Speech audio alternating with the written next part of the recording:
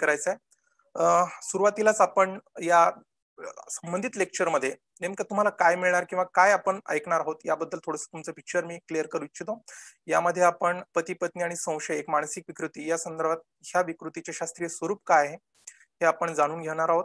त्यानंतर याचे सविस्तर लक्षणं काय आहेत, सिम्प्टम्स काय आहेत, यावर आपण चर्चा करणार आहोत. त्याचबरोबर या विकृतीचे सायंटिफिक कारणं काय आहेत, त्याची इटिओलॉजी काय आहे, हे सुद्धा आपण बघणार आहोत. आणि सर्वात महत्त्वाचं म्हणजे त्यावर काही उपचार आहेत का? ते उपचार कितपत प्रभावी आहेत? उपचार आहेत तर मग ते कोण करू शकतात? किंबहुना आपण त्या उपचाराला आपल्या लेव्हलवर काही हँडल करू शकतो का? किंबहुना ते आपल्याला परवडण्याजोगे आहेत का? अशा सगळ्या गोष्टीवर आपण सविस्तर चर्चा करणार आहोत. आपण सुरुवात करूया पती-पत्नी यांच्यातील जे काही विसंवादाचे किंवा संघर्षाची जी काही कारणं आहेत, यावर मी थोडासा प्रकाश टाकतो, जेणेकरून आपल्याला आपल्या विशिष्ट अशा विषयाकडे येता येईल. बघा, आपल्याला माहिती आहे, की पती आणि पत्नी यांच्यामध्ये जर संघर्ष होत असतील, यांच्यामध्ये जर विसंवाद होत असतील, तर त्याचं सुरुवातीचं जर कारण आहे, तर ते आहे इच्छेविरुद्ध जर लग्न केलं किंवा कुठल्याही मुलीची किंवा मुलाची इच्छा नसताना सुद्धा आई-वडिलांच्या किंवा फॅमिलीच्या दबावापोटी जर लग्न केलं गेलं असेल, तर अशा ठिकाणी मुळात त्या घरात जाण्याची किंवा त्या व्यक्तीकडे, त्या जोडीदाराला निवडण्याचीच जी काही आपली मानसिकता असते, ती खूप नकारात्मक असते. आणि त्या ठिकाणाहूनच आपल्याला या म्हणजे सॉरी त्या सुरुवातीपासून लग्नाच्या या नकारात्मकतेमधूनच विसंवादाला सुरुवात होते आणि वेगवेगळ्या प्रकारचे वाद-विवाद आपल्याला भविष्यात बघायला मिळतात. परंतु अंडरस्टँडिंग दाखवली किंवा त्यावर घरच्यांनी किंवा जे नातेवाईक आहेत यांनी जर समजा समजून सांगितले, हे प्रॉब्लेम सॉल्व्ह सुद्धा होऊ शकतात, कमी सुद्धा होऊ शकतात. नंतर आहे दोघांमधील समायोजनाच्या समस्या, ॲडजस्टमेंट. दोघांमध्ये जर ॲडजस्टमेंट किंवा अंडरस्टँडिंग नसेल, तरी सुद्धा हे विसंवाद दोघांमध्ये होत असतात. महत्त्वाचा घटक आहे व्यक्तिमत्वातील किंवा स्वभावातील विभिन्नता.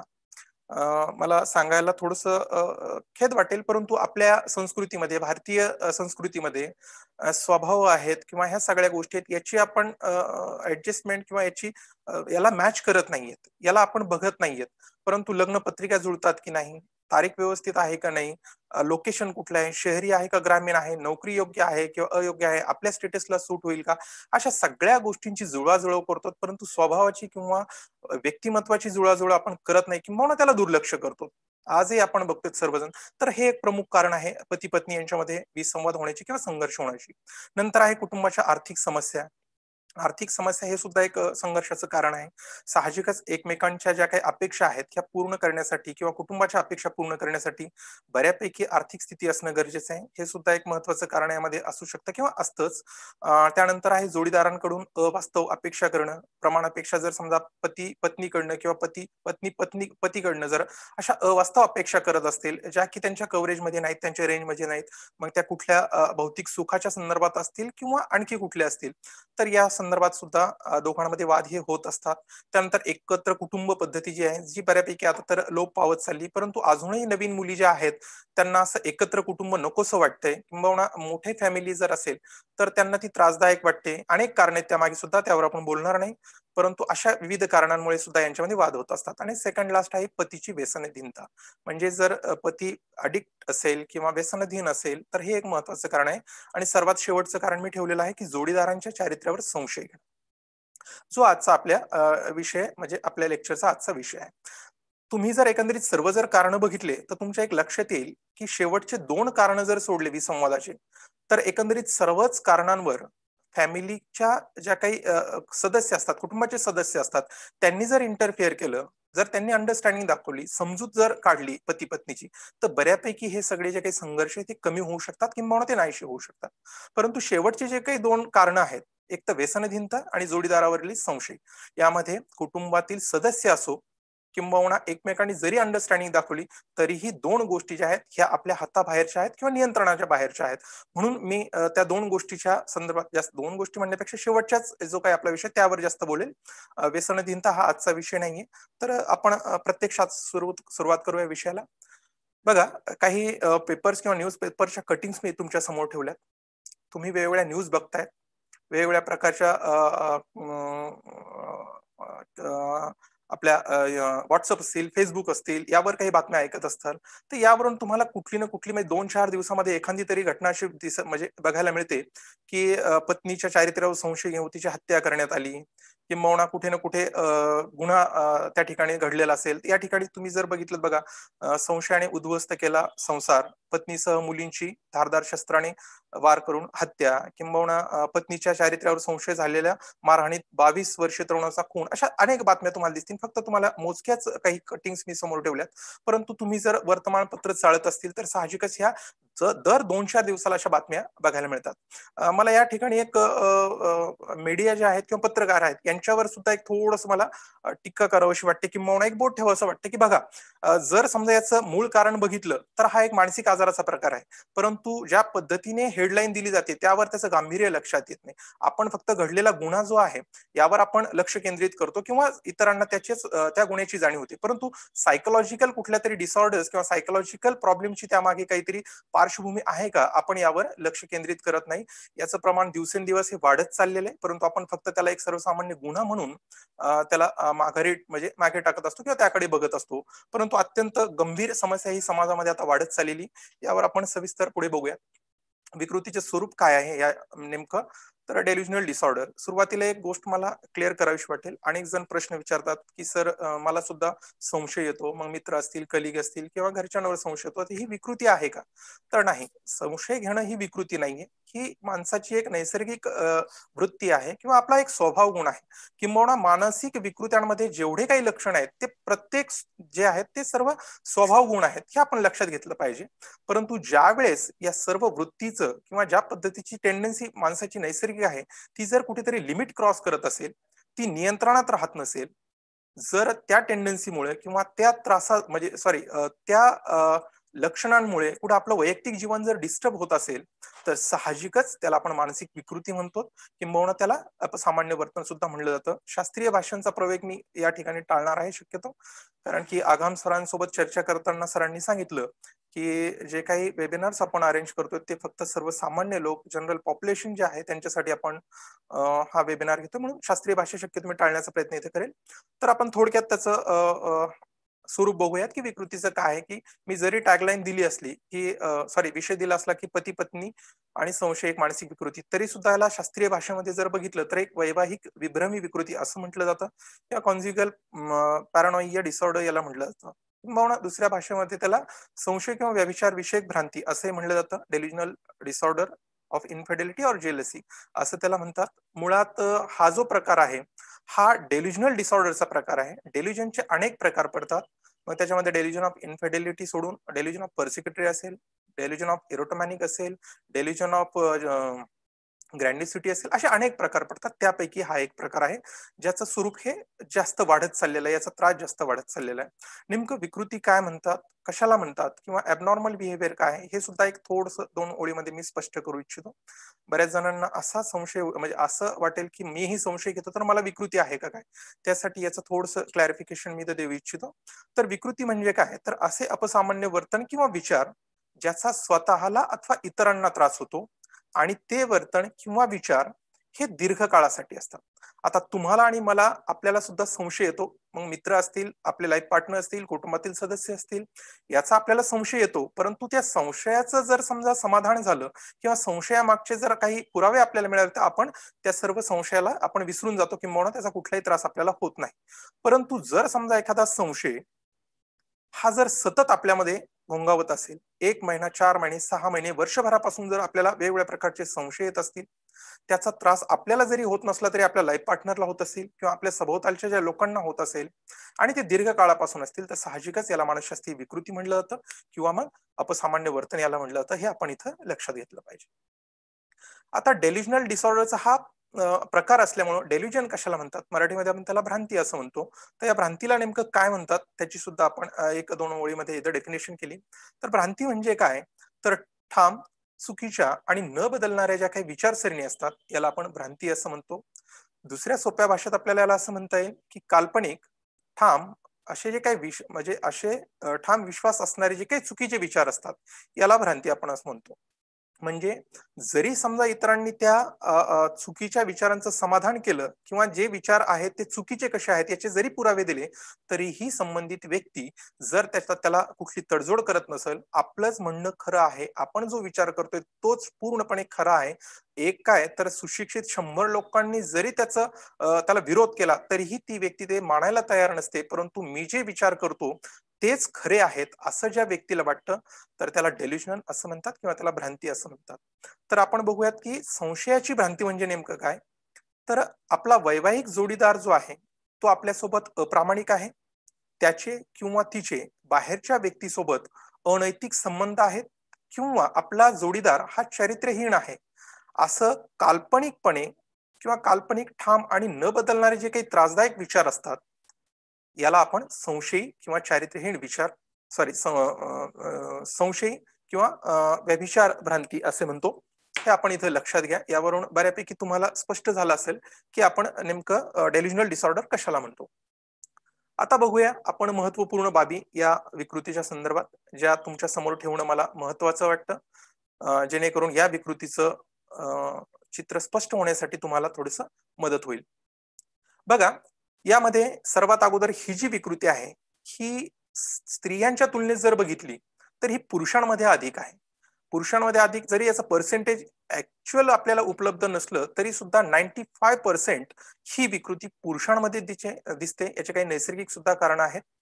आणि स्त्रियांमध्ये खूप कमी प्रमाणात असतं किंवा तुम्हाला सुद्धा अनुभवाला येत असतील तुमच्या सभोवतालच्या लोकांसोबत चर्चा केल्यानंतर, की महिलांकडनं हा त्रास खूप कमी आहे, परंतु पुरुषांकडनं हा त्रास महिलांसाठी जास्त आहे संशयाच्या विकृतीचा. त्यानंतर ही जी लक्षणं आहेत, हे आपल्याला तारुण्यात किंवा वयात आल्यानंतर आपल्याला दिसणार नाहीत. परंतु ज्यावेळेस लग्न होतं, त्यापासून या विचाराला सुरुवात होती किंवा स्पष्टपणे या प्रकारची लक्षणे हे दिसू लागतात. काही महिलांना अनुभव सुद्धा असतील, की नेमकं ज्या दिवशी लग्न झालं, तर त्या लग्नाच्या दिवशीपासूनच नवऱ्याने स्टेजवरच त्यावर ऑब्जेक्शन घ्यायला किंवा संशय व्यक्त करायला सुरुवात केलेली असते. म्हणजे तो फोटोग्राफर तुझेच फोटो का काढतो? तू फोटो काढताना संबंधित व्यक्तीकडे का बघून हसत होती? तू फोटो काढताना त्या व्यक्तीला रिक्वेस्ट का करत होती? असे नको ते प्रश्न जे आहेत, हे संशयावर आधारित प्रश्न त्या लग्नाच्या दिवशीपासूनच केले जातात. इथूनही आपल्याला ते लक्षात येतं. अगोदर पत्नी किंवा जोडीदार हा जो लाईफ पार्टनरचा म्हणजे हे जे काही नातं असतं हे नसतं, म्हणून आपल्याला ते लक्षात येत नाही. परंतु आपल्याला या व्यक्तीला जर ओळखायचं असेल, तर त्याचे काही ऑदरही काही सिम्प्टम्स आहेत. म्हणजे लग्नाच्या अगोदर प्रारंभीच्या काळात ह्या ज्या काही व्यक्ती असतात, ह्या शक्यतो पॅरानॉइडल पर्सनॅलिटी डिसऑर्डरच्या व्यक्ती असतात. त्याला मराठीमध्ये आपण संभ्रमी व्यक्तिमत्व विकृती असं म्हणतो. किंबहुना मानसशास्त्राचे जे काही विद्यार्थी आहेत किंवा अभ्यासक आहेत, तर एकूण जे काही 10 प्रकार पडतात पर्सनॅलिटी डिसऑर्डरचे, त्यामध्ये 3 क्लस्टर सांगितले गेले, 3 गट सांगितलेले गेलेत, ए, बी, सी. त्यातला अ गट जो आहे, जो संशयावर आधारित आहे, विक्षिप्तपणावर आधारित आहे, त्या गटाच्या किंवा त्या व्यक्तिमत्व गटाच्या या व्यक्ती असू शकतात.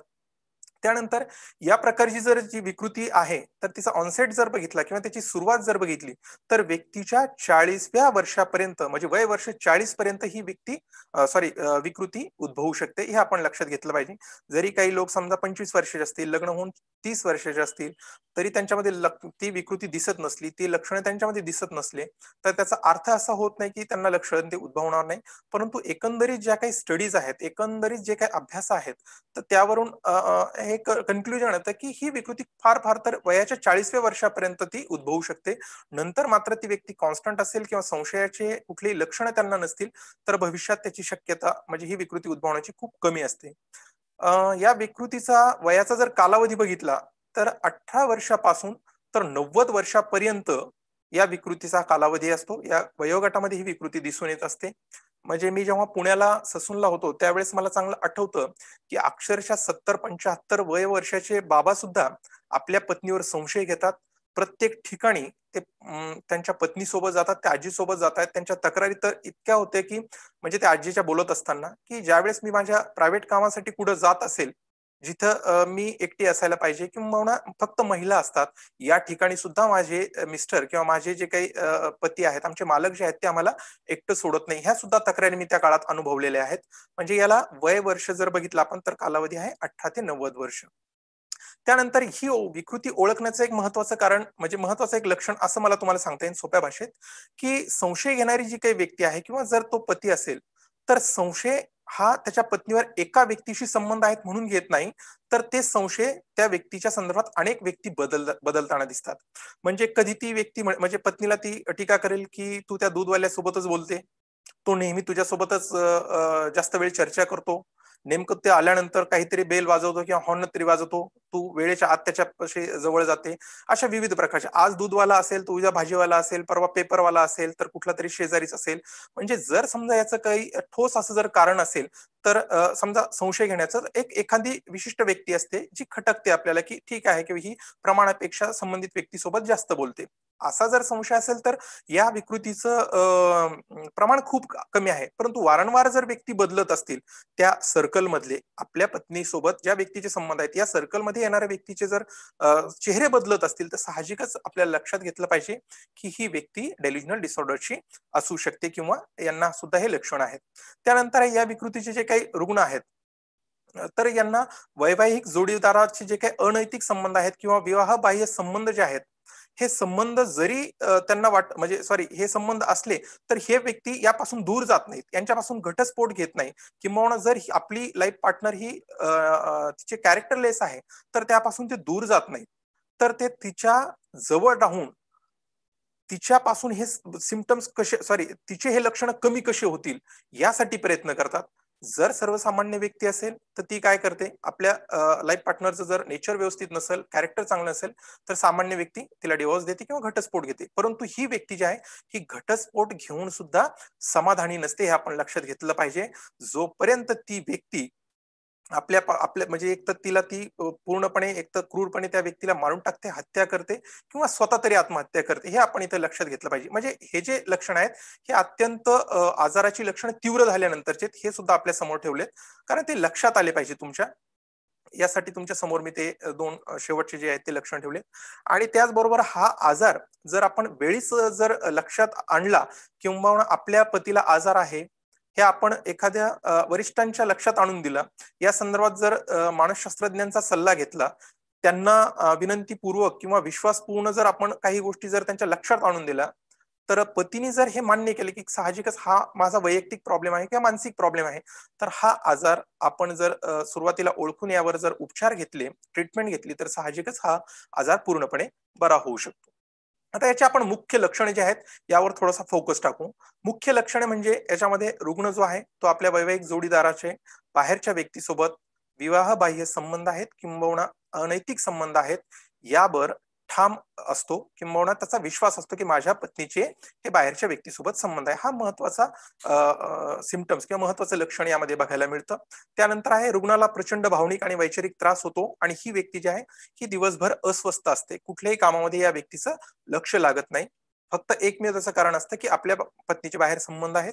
यामुळे ती व्यक्ती अस्वस्थ असते आणि याच कारणातून घरात नेहमी चिडचिड करणं, आक्रमक वर्तन करणं, घरातली तोडफोड करणं किंवा आपला जो काही जोडीदार आहे, पार्टनर आहे, लाईफ पार्टनर, तर याच्यासोबत टोकाचे भांडणं या व्यक्तीचे होत असतात किंवा रुग्णाचे होत आहेत. याच मुख्य लक्षणाला येऊन जे काही उपलक्षण आहेत, ते मी सॉरी सिम्प्टम्स आहेत, तर ते मुद्दामून जरा सविस्तर पद्धतीने तुमच्या समोर ठेवलेले आहेत, जेणेकरून अनेकाला शंका, कुशंका निर्माण होऊ नये या दृष्टिकोनातून. तर बघा, ते जास्त त्यावर मी काही डिस्कस करत नाही. वाचल्यानंतरही तुमच्या ते सहज लक्षात येतील. तर पहिला आहे जोडीदाराच्या चारित्र्यावर वारंवार संशय घेणे. दुसरं आहे जोडीदाराच्या केलेल्या प्रत्येक कृतीबद्दल वारंवार म्हणजे प्रश्न विचारणे. जसं की तू म्हणजे साध्या-साध्या घरातल्या ज्या काही कृती असतात. म्हणजे तू आज हाच ड्रेस का घातला? तू आज तीच साडी का घेतली? नेमका हा कप चहाचा इकडे कोणी ठेवला? मी आलो त्यावेळेस तर ही वस्तू इथे होती.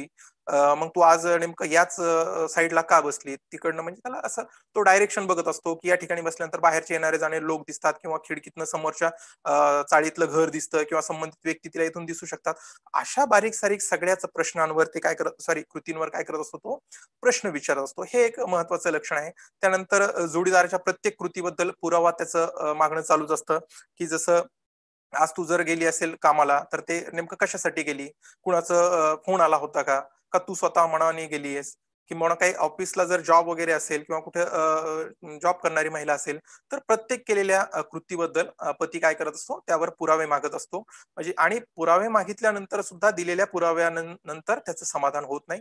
हे सुद्धा आपण इथे लक्षात घेतलं पाहिजे. त्यानंतर जोडीदारासोबत बोलणाऱ्या ज्या काही व्यक्ती आहेत, मग ते शेजारी असतील, नातेवाईक असतील, त्यांचे मित्र असतील, तर प्रत्येक व्यक्ती आपल्या जोडीदारासोबत बोलत आहे किंवा पत्नीसोबत जर बोलत आहे, तर ती जी व्यक्ती आहे रुग्ण, तर ती बारकाईने त्या सगळ्या गोष्टीचं ऑब्झर्वेशन करत असते किंवा गुप्तपणे लक्ष ठेवत असते, की नेमकं बोलत असताना ती कशी बोलते, तिचे हावभाव कसे आहेत, ती हसून बोलते का, ती खूप एकरूप होऊन बोलते का, असं बारीक पणे ते लक्ष त्यांनी ठेवलेलं असतं अशा लोकांनी.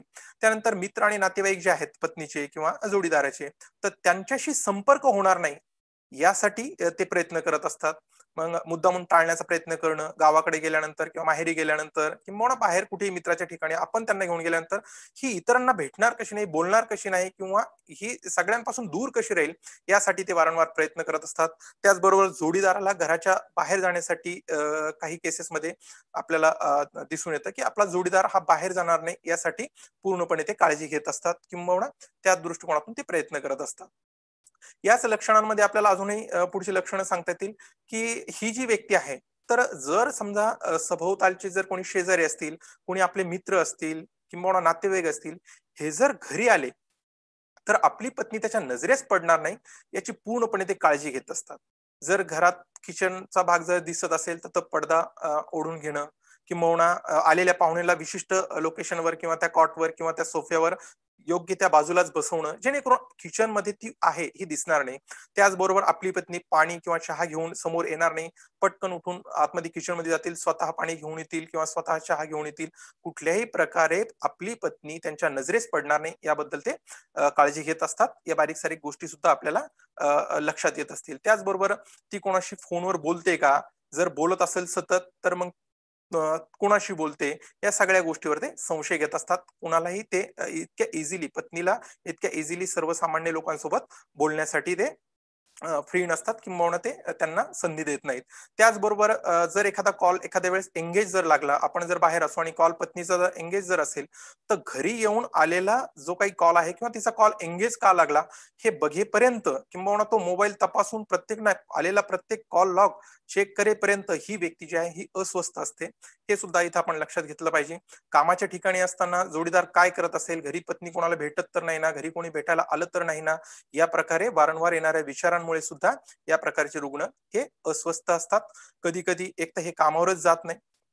अनेकदा यांना कामावर जाण्याची इच्छा यामुळे होत नाही, की मी घरी गेल्यानंतर नेमकं कोणीतरी येईल किंवा आपली पत्नी कोणाला तरी कॉल करेल, कोणाला तरी भेटायला जाईल. या भीतीपोटी हे कामावर जाणं टाळतात आणि जर कामावर जात असेल, तर वारंवार आपली तब्येत बरी नाहीये किंवा माझं डोकं दुखतंय, पोट दुखतंय, अशा विविध प्रकारच्या तब्येतीचे कारणं सांगून हे अचानक घरी येतात. आणि घरी येण्याचा उद्देश त्यांचा काय असतो, की आपली पत्नी नेमकं काय करते, हे त्यांना पडताळून बघायचं असतं किंबहुना रंगेहात त्याला पकडायचं असतं. या प्रकारच्या हेतूने या प्रकारे हे लोक वारंवार काहीतरी तब्येतीची कारणं करून कामावरून घरी येत असतात.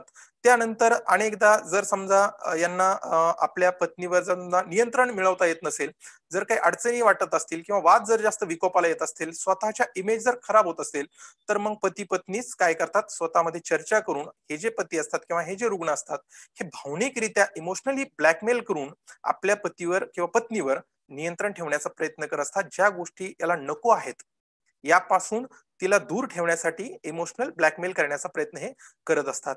त्याचबरोबर इतरांशी संपर्कात येणार नाही आपला जोडीदार किंवा पत्नी, तर यासाठी लागणारे जे काही साधनं असतात, मग ते टीव्ही पासून सुद्धा तुम्हाला वाटेल टीव्ही कशी? तर टीव्ही पासून इतर गोष्टींच्या अनेक बातम्या कळतात, चित्रपट कळतात किंबहुना तिचे विचार हे बिघडतील, वेगवेगळे चित्रपट बघून, मालिका बघून, म्हणून हे टीव्ही शक्यतो बंद ठेवतात किंबहुना घरात टीव्ही सुद्धा आणत नाही. मोबाईल सारखे जे काही साधनं आहेत, ज्यामुळे आपण सर्वांच्या संपर्कात असतो, यापासून ते दूर ठेवतात. जरी मोबाईल असेल, तर मग त्याचं रिचार्ज मारायचं नाही. मोबाईल जर असेल, तर त्याला WhatsApp अकाउंट ओपन करू द्यायचं नाही. Facebook अकाउंट ओपन करू द्यायचं नाही. वेगवेगळ्या प्रकारचे जे काही सोशल मीडिया आहेत, यापासून दूर ठेवण्याचं काम हे केलं जातं. हे आपण या ठिकाणी लक्षात घेतलं पाहिजे. दोघांचे जर भांडण असतील, तर यासाठी इतरांना किंवा थर्ड पर्सनला दोष या व्यक्तीकडनं दिला जातो. जोडीदाराचे स्वतःचे जे काही नैतिक वर्तनाचे कितीही पुरावे जर त्यांनी दिले समजा, पत्नी बाहेर का गेली होती, नेमकं मला का तिथे येता नाही आलं, किंबहुना मी का उशिरा आले किंवा का दरवाजा मी उशिरा उघडला, याचे जरी किती पुरावे दिले, तरीही या रुग्णांकडनं ते मान्य केले जात नाही. त्याला कुठला ना कुठला त्याच्या मागे काहीतरी संशय हा असतोच, हे इथं आपण लक्षात घेतलं पाहिजे.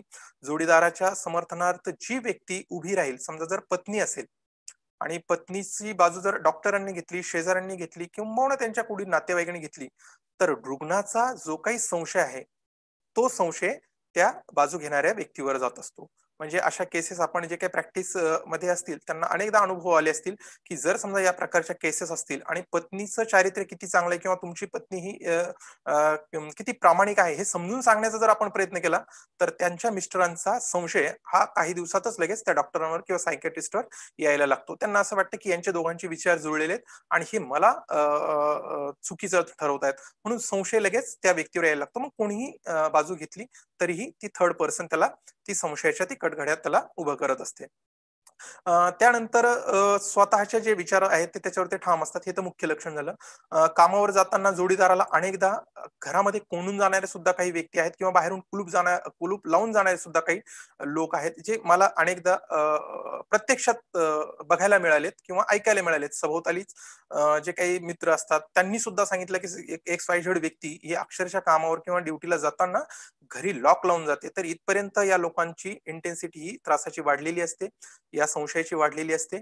त्याचबरोबर मग हा जर त्रास जर जास्त होत असेल, किंबहुना त्याच्या हाताबाहेरचा असेल, पत्नी जर आपल्या नियंत्रणात राहत नसेल, तर अनेकदा होणाऱ्या मानसिक त्रासामुळे या प्रकारचे रुग्ण कधी-कधी न सांगताच घर सोडून सुद्धा जातात कायमस्वरूपी, किंबहुना काही दिवसांनी परत रिटर्न सुद्धा येतात. हे आपण लक्षात घेतलं पाहिजे आणि आजाराची तीव्रता जर फारच वाढत गेली, तर या प्रकारच्या व्यक्ती एक तर आपल्या स्वतःच्या पत्नीची हत्या करतात, क्रूरपणे त्यांची हत्या करून स्वतः पोलीस स्टेशनला हजर होतात किंवा स्वतः केलेला गुन्हा मान्य सुद्धा करतात. त्याशिवाय त्यांना समाधान मिळत नाही. ही अत्यंत शेवटची स्टेप आहे.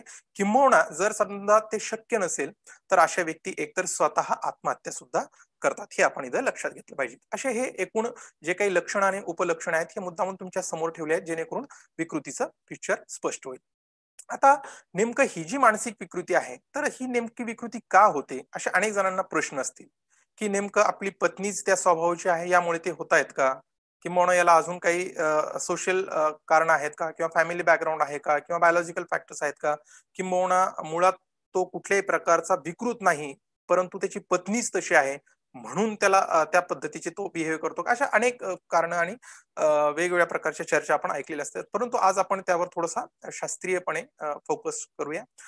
तर पहिलं जे काही कारण आहे जैविक किंवा बायोलॉजिकल कॉजेस हे अत्यंत महत्वाचं कारण सायकॅट्रीमध्ये मानलं जातं किंवा मानसशास्त्रात मानलं जातं. कोणताही मानसिक आजार जो आहे, त्यातली त्यात जो पॉझिटिव्ह सिम्प्टम्स वाला आहे किंवा जे सायकोटिक मध्ये येणारे जे आजार आहेत, जे गंभीर स्वरूपाचे जे आजार आहेत, याला मूळतः जैविक कारणच हे जबाबदार असतात किंवा महत्वाचे कारण घटक हे जैविकच असतात, हे आपण इथे लक्षात घेतलं पाहिजे. याच्यामध्ये पहिला आहे हेरिडिटी म्हणजे अनुवंशिकता. जर समजा संबंधित रुग्णाच्या नातेवाईकामध्ये किंवा एखाद्या व्यक्तीच्या नातेसंबंधामध्ये जवळचे नातेवाईक ज्याला आपण रक्त संबंधाचे नातेवाईक म्हणतो, यांच्यामध्ये जर कुठल्याही प्रकारचं जर मानसिक आजार त्यांच्यामध्ये असेल, कुठली मानसिक विकृती असेल, तर बाय बर्थ आपल्याला ते हेरिडिटीनुसार ते पुढच्या जनरेशनमध्ये आलेले दिसतात. म्हणजेच एक तर सर्वात अगोदर हा अनुवंशिक आजार आहे, हे बऱ्यापैकी आपण मान्य केलं पाहिजे. त्यानंतर आहे याच अनुवंशिकतेमध्ये जर समजा सदोष स्वरूपाचे जर काही जीन्स असतील, काही क्रोमोझोम्स असतील, अनेक कारण आहेत त्याचे सुद्धा, ते इथे मी स्पष्ट करणार नाही. पण हे जर सदोष असतील, फॉल्टी असतील विविध कारणाने, तर त्याचा सुद्धा परिणाम म्हणून भविष्यात आपल्याला या प्रकारची विकृती उद्भवलेली दिसते. यावर सुद्धा सविस्तर बोलणं एवढं शक्य होणार नाही वेळेअभावी. परंतु एकंदरीत फक्त कारणांचं स्वरूप स्पष्ट करण्याचा मी या ठिकाणी प्रयत्न करेल. त्याचबरोबर माता-पित्यांची व्यसनाधीनता सुद्धा तितकीच महत्वाची आहे. जर मुळातच माता-पिता हे प्रमाणापेक्षा जास्त व्यसनाधीन असतील, तर साहजिकच त्याचा परिणाम त्यांच्या शरीरावर होतो. शरीरावर आणि त्यांच्या एकंदरीत जे काही प्रोडक्शन सिस्टम असते, या सगळ्याच गोष्टीवर आपल्याला होताना दिसतो आणि याचा सुद्धा परिणाम म्हणून भविष्यात वेगवेगळ्या प्रकारच्या विकृती या रुग्णांमध्ये दिसून येत असतात. त्याचबरोबर गर्भावस्थेत मातेला जे काही वेगवेगळ्या प्रकारचे इन्फेक्शन होत असतात. जर गर्भ पोटामध्ये असेल, तर फूड पॉइझनिंग होईल किंवा कुठलं औषध असेल किंवा वेगवेगळ्या प्रकारचे व्यसनं असतील, तर याचं सुद्धा इन्फेक्शन होऊन जन्मतःच वेगवेगळ्या प्रकारचे बायोलॉजिकल चेंजेस या अर्भकामध्ये होत असतात आणि भविष्यात त्याला संशयी स्वरूप असेल किंवा मग पॅरानॉइडल पर्सनॅलिटीज आहेत, अशा प्रकारची लक्षणे हे भविष्यात दिसतात. आणि एक गोष्ट इथं लक्षात घेतली पाहिजे, की प्रत्येक आजारासाठी प्रत्येक कारण हे जबाबदार असेलच असं नाही. यापैकी कुठलं तरी एक कारण हे जबाबदार असतं, कमी अधिक प्रमाणात. हे इथं लक्षात घ्या. सगळेची सगळेच कारणं हे त्या विकृतीसाठी जबाबदार नाहीत. पण एकंदरीत सर्व कारणं मी तुमच्या समोर ठेवतोय. त्यानंतर आहे बायोलॉजिकल जे काही कारण आहेत त्यापैकी एक बायोकेमिकल्स, ज्याला आपण न्यूरोट्रान्समीटर म्हणतो. तर हे न्यूरोट्रान्समीटर जे आहेत हे खूप आपले इमोशन्स, आपले विचार आणि आपलं जे काही बिहेवियर आहे कंट्रोल करत असतात. आपल्या मेंदूमध्ये विविध प्रकारच्या ज्या काही नसपेशी असतात किंवा ज्याला आपण न्यूरॉन्स म्हणतो, तर ह्या न्यूरॉन्समध्ये वेगवेगळ्या प्रकारचे केमिकल्स असतात, जैविक रसायन असतात. जवळपास आजपर्यंत संशोधनाच्या माध्यमातून 100 पेक्षा अधिक जे काही न्यूरो ट्रान्समीटर आहेत याचा शोध लागलेला आहे. आणि प्रत्येक न्यूरो ट्रान्समीटर हे नेमकं कोणत्या इमोशनसाठी काम करतं, कोणत्या विचारासाठी काम करतं, कोणत्या वर्तनासाठी काम करतं, अशा सगळ्या गोष्टींचा अचूक पद्धतीने आज अभ्यास झालेला आपल्याला दिसून येतो. तर त्यातली त्यात हा जो काही आजार आहे डेल्युजनल डिसऑर्डरचा किंवा इन्फिडेलिटीचा, तर यासाठी अनेक जे काही न्यूरो ट्रान्समीटर आहेत, यापैकी डोपामाइन नावाचा जो काही न्यूरो ट्रान्समीटर आहे, तर हा मुख्यतः जबाबदार आहे. जर डोपामाइनची लेवल जर वाढली, त्याचे कारण सुद्धा विविध आहेत, तर याची लेवल जर वाढली तर व्यक्तीला या प्रकारचे संशय यायला लागतात किंवा प्रमाणापेक्षा हे संशय नियंत्रणाच्या बाहेर जातात. त्याचबरोबर ग्रंथीस्राव जे आहेत, जे ग्लँड्स जे काही आहेत, तर त्यातून सुद्धा वेगवेगळ्या प्रकारचे स्त्राव वाहत असतात, निर्माण होत असतात. त्याचे सुद्धा विविध कारण आहेत. तर याचा सुद्धा परिणाम आपल्या स्वभावावर, आपल्या संशयावर आणि आपल्या नैराश्यावर होत असतो. जसं की एक उदाहरण द्यायला मला आवडेल, की आपल्याला अनुभव असतात, की संध्याकाळी बऱ्याच जणांना उदास वाटतं किंवा पावसाळ्यांमध्ये जर ढग आले किंवा काळोख झाला तर बऱ्याचदा उदास वाटतं. तर याचं मुख्य कारण काय आहे, तर आपली जी काही पिनेल नावाची जी काही ग्लँड आहे, तर यामध्ये मेलाटॉनिन नावाचा जो काही स्त्राव आहे याची एक लेवल वाढते आणि त्यातून नैराश्य येत असतं. सांगायचं तात्पर्य हे की वेगवेगळ्या प्रकारचे जे काही स्त्राव आहेत शरीरातले, तर हे आपले इमोशन्स आणि आपले विचार हे काय करत असतात, बॅलन्स इम्बॅलन्स करत असतात, हे आपण इथं लक्षात घेऊ. त्यानंतर आहे रचनात्मक आणि कार्यात्मक मेंदूदोष. हा मेंदूदोष जर असेल तर याचा सुद्धा आपल्या वागण्यावर, बोलण्यावर, वर्तनावर, आपल्या भावनेवर, विचारावर हा परिणाम होत असतो. त्यामध्ये जन्मतःच विविध कारणांमुळे मेंदूच्या रचनेमध्ये जर दोष असेल, जन्मतःच म्हणजे आपण म्हणतो ना, की जर आई वडीलच जर वीक असतील, आई वडीलच जर शारीरिक दृष्ट्या त्यांचं आरोग्य सक्षम नसेल किंवा निरोगी नसेल, तर त्याचा परिणाम हा बालकावर होत असतो. त्यामुळे अनेकदा या मेंदूमध्ये प्रमाणापेक्षा वेगवेगळ्या प्रकारचे चेंजेस हे बाय बर्थ त्यांच्यामध्ये येत असतात. त्यानंतर जन्माच्या वेळी मेंदूला ज्या काही इजा होतात, तर त्याचा सुद्धा परिणाम म्हणून विविध प्रकारचे जे काही आजार असतात ते भविष्यामध्ये दिसून येतात. हे पूर्णतः 100% किंवा जास्तीत जास्त प्रमाणात कारणीभूत आहेत असं नाही, परंतु काही ना काही प्रमाणात त्याचा संबंध हा भविष्यातल्या या विकृतीशी दिसून येतो. असे सुद्धा काही संशोधन आपल्याला वाचायला मिळतात.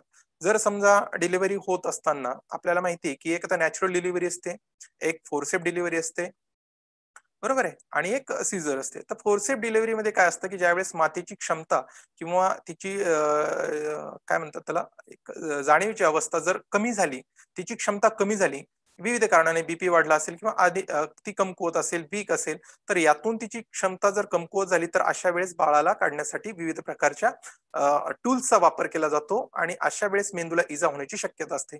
याचा सुद्धा परिणाम म्हणून भविष्यात काही विकृती या दिसू शकतात. तर अशा प्रकारचे जे काही मेंदूला होणारे जे काही इजा आहेत किंवा दुखापत आहेत किंवा जन्म झाल्यानंतर सुद्धा मेंदू अपघातामुळे त्यांच्या रचनात्मक त्याच्यामध्ये बदल होतो. तर अशा सगळ्या गोष्टींमुळे मेंदूला जर काही इजा झाली तर रचनात्मक बदल होतात. रचनात्मक बदल झाले तर त्यातून त्याचे कार्यात्मक सुद्धा आपल्याला बदल झालेले दिसून येतात किंवा जे फंक्शनिंग त्याचं आहे तर ते व्यवस्थित होत नाही. त्यामध्ये बाधा येत असतात आणि यातून सुद्धा लहानपणापासूनच संशयाची वृत्ती वाढू शकते. जरी डायरेक्ट ते कारण नसलं तरी समजा एखादी गोष्ट अंडरस्टँडिंगला जर त्याला बाधा येत असेल तर साहजिकच त्यातून संशयाची वृत्ती ही वाढू शकते. हे इतकं एक्सप्लेन करणं कमी वेळेमध्ये शक्य होणार नाही, परंतु इनडायरेक्टली काही हे कारण सुद्धा आहेत. त्याचबरोबर आहेत मानसशास्त्रीय कारणे. मानसशास्त्रीय कारण या विकृतीसाठी थोडेसे जैविक कारणापेक्षा कमी जबाबदार आहेत. तर हे स्पष्ट करत असताना विविध प्रकारचे जे काही मानसशास्त्रामध्ये सिद्धांत सांगितले जातात, मग सायकोलॉजिकल थिअरी असेल, बिहेवियरल थिअरी असेल, कॉग्निटिव्ह असेल किंबहुना गेस्टाल्ट असेल, अशा विविध प्रकारच्या ज्या थिअरीज आहेत, तर यातून सुद्धा भविष्यातल्या विकृती या कशा उद्भवतात याचा हा दाखला देण्यात आलेला आहे किंबहुना अशा स्टडीज आहेत. पहिली आहे मनोलैंगिक अवस्थेतील वैकसिक जे काही दोष आहेत किंवा त्याला सायकोसेक्सुअल स्टेज म्हणतात, जे सिग्मंड फ्रॉइड यांनी सांगितले. तर यामध्ये एकूण 5 अवस्था असतात. ह्या सुद्धा मी एक्सप्लेन करणार नाहीत. परंतु प्रत्येक अवस्थेमध्ये मग ओरल स्टेज असेल, ॲनल स्टेज असेल, फॅलिक स्टेज असेल, लॅटेन्सी असेल किंवा सेक्सुअल स्टेज असेल, तर या प्रत्येक स्टेजमध्ये पालकांनी आपल्या बालकांना कसं प्रशिक्षण दिलं आहे? प्रमाणापेक्षा जास्त शिक्षा देऊन त्याला प्रशिक्षण दिलंय का प्रमाणापेक्षा जास्त लाड करून प्रशिक्षण दिलंय याचा सुद्धा परिणाम हा भविष्यात त्यांच्या स्वभावावर होत असतो. हे आपण इथं लक्षात घेतलं पाहिजे. म्हणून दोघांचाही बॅलन्स, योग्य त्या ठिकाणी काही प्रमाणात पनिशमेंट, योग्य त्या ठिकाणी त्यांना रिवॉर्ड देऊन किंवा त्यांना त्यांचं गोड शब्दामध्ये त्यांना प्रशिक्षण देणं आवश्यक आहे, जेणेकरून त्यांचा स्वभाव हा बॅलन्स राहील. तर यावर सुद्धा मी काही जास्त भाष्य करणार नाही वेळेअभावी. त्यानंतर आहे व्यक्तिमत्व प्रकारातील दोष. जसं मी अगोदर सांगितलं की एकूण व्यक्तिमत्व प्रकारचे जे काही 10 प्रकार आहेत विकृतीचे, व्यक्तिमत्व विकृतीचे, तर त्यापैकी क्लस्टर ए मध्ये इथं मी स्क्रीनवर दिलेलं आहे शेवटी. इथं पर्सनॅलिटी डिसऑर्डर्स दिलेले आहेत, क्लस्टर ए, क्लस्टर बी आणि क्लस्टर सी. तर यामध्ये मोस्टली क्लस्टर ए मध्ये येणारे जे काही पॅरानॉइड, स्किझॉइड आणि स्किझोटायपलचे जे काही 3 प्रकार आहेत, तर या प्रकाराच्या ज्या काही व्यक्ती आहेत, ज्या संशयी असतात, ज्या अस्थिर असतात, त्या अतिसंवेदनशील असतात, या व्यक्तींना भविष्यामध्ये या प्रकारची विकृती उद्भवण्याचे हे जास्त म्हणजे चान्सेस असतात, हे आपण इथं लक्षात घेतलं पाहिजे. तर व्यक्तिमत्व प्रकारातील दोष सुद्धा हे जे आहेत, हे आपण या विकृतीसाठी जबाबदार मानतो. त्यानंतर पालकांची सदोष संप्रेषण शैली, घरामध्ये जर संदिग्ध स्वरूपातलं जर संप्रेषण असेल, बालकांना योग्य शब्दात त्यांचं जर काय म्हणतात फीडबॅक मिळत नसेल, केलेली प्रत्येक कृती चांगली की वाईट, तू केलेलं वर्तन हे योग्य की अयोग्य, जर यावर त्यांची संप्रेषण शैली संदिग्ध स्वरूपाची असेल, तर त्या मुलांमध्ये सुद्धा लहानपणापासूनच या प्रकारचे संशयीपणा किंवा वेगवेगळ्या प्रकारच्या मानसिक समस्या या लहानपणापासून दिसतात आणि पालक असतील किंवा मग मित्र असतील, नातेवाईक असेल, यावर थोडासा संशय त्यांना लहानपणापासूनच यायला लागतो आणि ही टेंडन्सी भविष्यात वाढत जाते. कौटुंबिक वातावरण कसं आहे? नेहमी त्रासदायक आहे की वाद होणारा आहे, किंबहुना घरामध्ये सर्व विश्वासार्ह संबंध ठेवणार आहे. या सगळ्या वातावरणाचा परिणाम सुद्धा बालकाच्या या स्वभावावर किंबहुना भविष्यात व्यक्तिमत्वावर होत असतो. जीवनातील अतिरिक्त ताण जर असेल, तर हा ताण सुद्धा विविध प्रकारच्या विविध ज्या काही संशयाच्या विकृती आहेत किंवा पर्सनॅलिटी डिसऑर्डर्स आहेत, यावर सुद्धा भर देत असतो किंवा भविष्यात या विकृती निर्माण होण्यासाठी हा सुद्धा एक घटक जबाबदार असतो. आणि त्यानंतर आहे भावनिक दोष, म्हणजे इमोशनल जे काही मॅनेजमेंट आहे किंवा भावनिक व्यवस्थापन जे आहे, जे अनेक लोकांना करता येत नाही, अशा लोकांना सुद्धा संशयाच्या समस्या या व्यक्तिमत्वामध्ये दिसून येतात. किंबहुना जर भावनिक व्यवस्थापन जर आपल्याला करता आलं नाही, स्वतःच्या भावना ओळखून इतरांच्या भावना कशा आहेत, यावर काय रिॲक्शन द्यायच्यात, कशा प्रतिक्रिया द्यायच्यात, ह्या जर जमत नसतील, तर यातून सुद्धा वेगवेगळ्या प्रकारचे संशयात्मक संबंध बिघडतात आणि त्यातून हा संशयाचा जो काही आजार आहे, हा जास्त बळवताना दिसतो. आणि शेवटचं कारण आहे समाज सांस्कृतिक कारणे. आता सामाजिक सांस्कृतिक कारणे किंवा सोशो कल्चरल फॅक्टर्स मी यासाठी दिलात की अनेक प्रकारचे जे काही सोसायटीज आहेत किंवा समाज आहेत किंवा काही धर्म आहेत, मी त्या धर्मांचा उल्लेख करणार नाही, की ज्या ठिकाणी खूप रिस्ट्रिक्शन्स असतात, खूप वेगवेगळ्या प्रकारचे बंधन असतात, विचाराची मोकळीकता तिथे दिलेली नसते, किंबहुना धार्मिक काही गोष्टींचा पगडा इतका जास्त असतो की काही गोष्टींना तिथे फ्रीडम न दिल्यामुळे सुद्धा त्या गोष्टीपासून व्यक्ती वंचित राहते किंवा त्यापासून ती पूर्णपणे त्या सगळ्याच गोष्टी ज्या आहेत सोसायटीमध्ये इन्व्हॉल्व्ह होण्याच्या, तर त्यापासून वंचित राहते आणि सभोवताली जे आपले लोक आहेत त्यांच्यावरची विश्वासार्हता कमी करण्याचं काम काही समाजामध्ये त्यांच्या संस्कृतीनुसार हे केलं जातं. आपल्याकडे जर काही अति मागास वर्गातून आलेले जर मुलं जर बघितले, तर हे जास्त इन्व्हॉल्व्ह होत नाहीत, किंबहुना काही एसटी कॅटेगरी असतील किंवा मी असं काही उल्लेख करणार नाही, परंतु त्यांचं जे काही कल्चर आहे ते खूप आयसोलेट असतं किंवा वेगळ्या प्रकारचं असतं. ते ज्यावेळेस शहरी भागात येतात किंबहुना सर्वसामान्य लोकांमध्ये येतात, तर एक स्वतःला ते कुठेतरी स्वतःमध्ये कॉम्प्लेक्स फील करत असतात आणि वेगळं राहण्याची टेंडन्सी त्यांच्यामध्ये असते. आणि होतं काय, त्यांच्यामध्ये इन्व्हॉल्व्ह न झाल्यामुळं मग ते लोक आपल्याविषयी बोलतात का, किंवा किंबहुना ते मला जास्त मुद्दामून टार्गेट करतात का, किंबहुना माझ्याच विषयी ते बोलतात का, तर असे इनडायरेक्टली असे संशयाचे जे काही विचार आहेत हे बळावत त्यांच्यामध्ये चालतात किंवा अधिक बळवतात, हे आपण इथं लक्षात घेतलं पाहिजे. आता आपण येऊ या विकृतीच्या उपचारावर. उपचार अत्यंत महत्वाचे आहेत. सर्वांसाठीच हे जाणून घेणं महत्वाचे आहे की नेमकं यावर कुठले उपचार आहेत किंवा जे उपचार आहेत ते नेमकं कोणत्या प्रकारचे असतात, हे आता आपण थोडक्यात यावर चर्चा करू वेळेअभावी. तर सर्वात अगोदर मी सुरुवातीला सांगितलं की ज्या मानसिक आजारासाठी बायोलॉजिकल फॅक्टर्स हे जास्त स्ट्रॉंग आहेत किंवा जास्त कारणीभूत आहेत, यासाठी सायकॅट्रिक ट्रीटमेंट ही जास्त महत्वाची असते, ज्याला मनोवैद्यकीय उपचार पद्धत आपण म्हणतो, ज्यामध्ये फक्त औषधींचा किंवा वेगळ्या प्रकारच्या इंजेक्शनचा या ड्रग्सचा वापर हा केला जातो.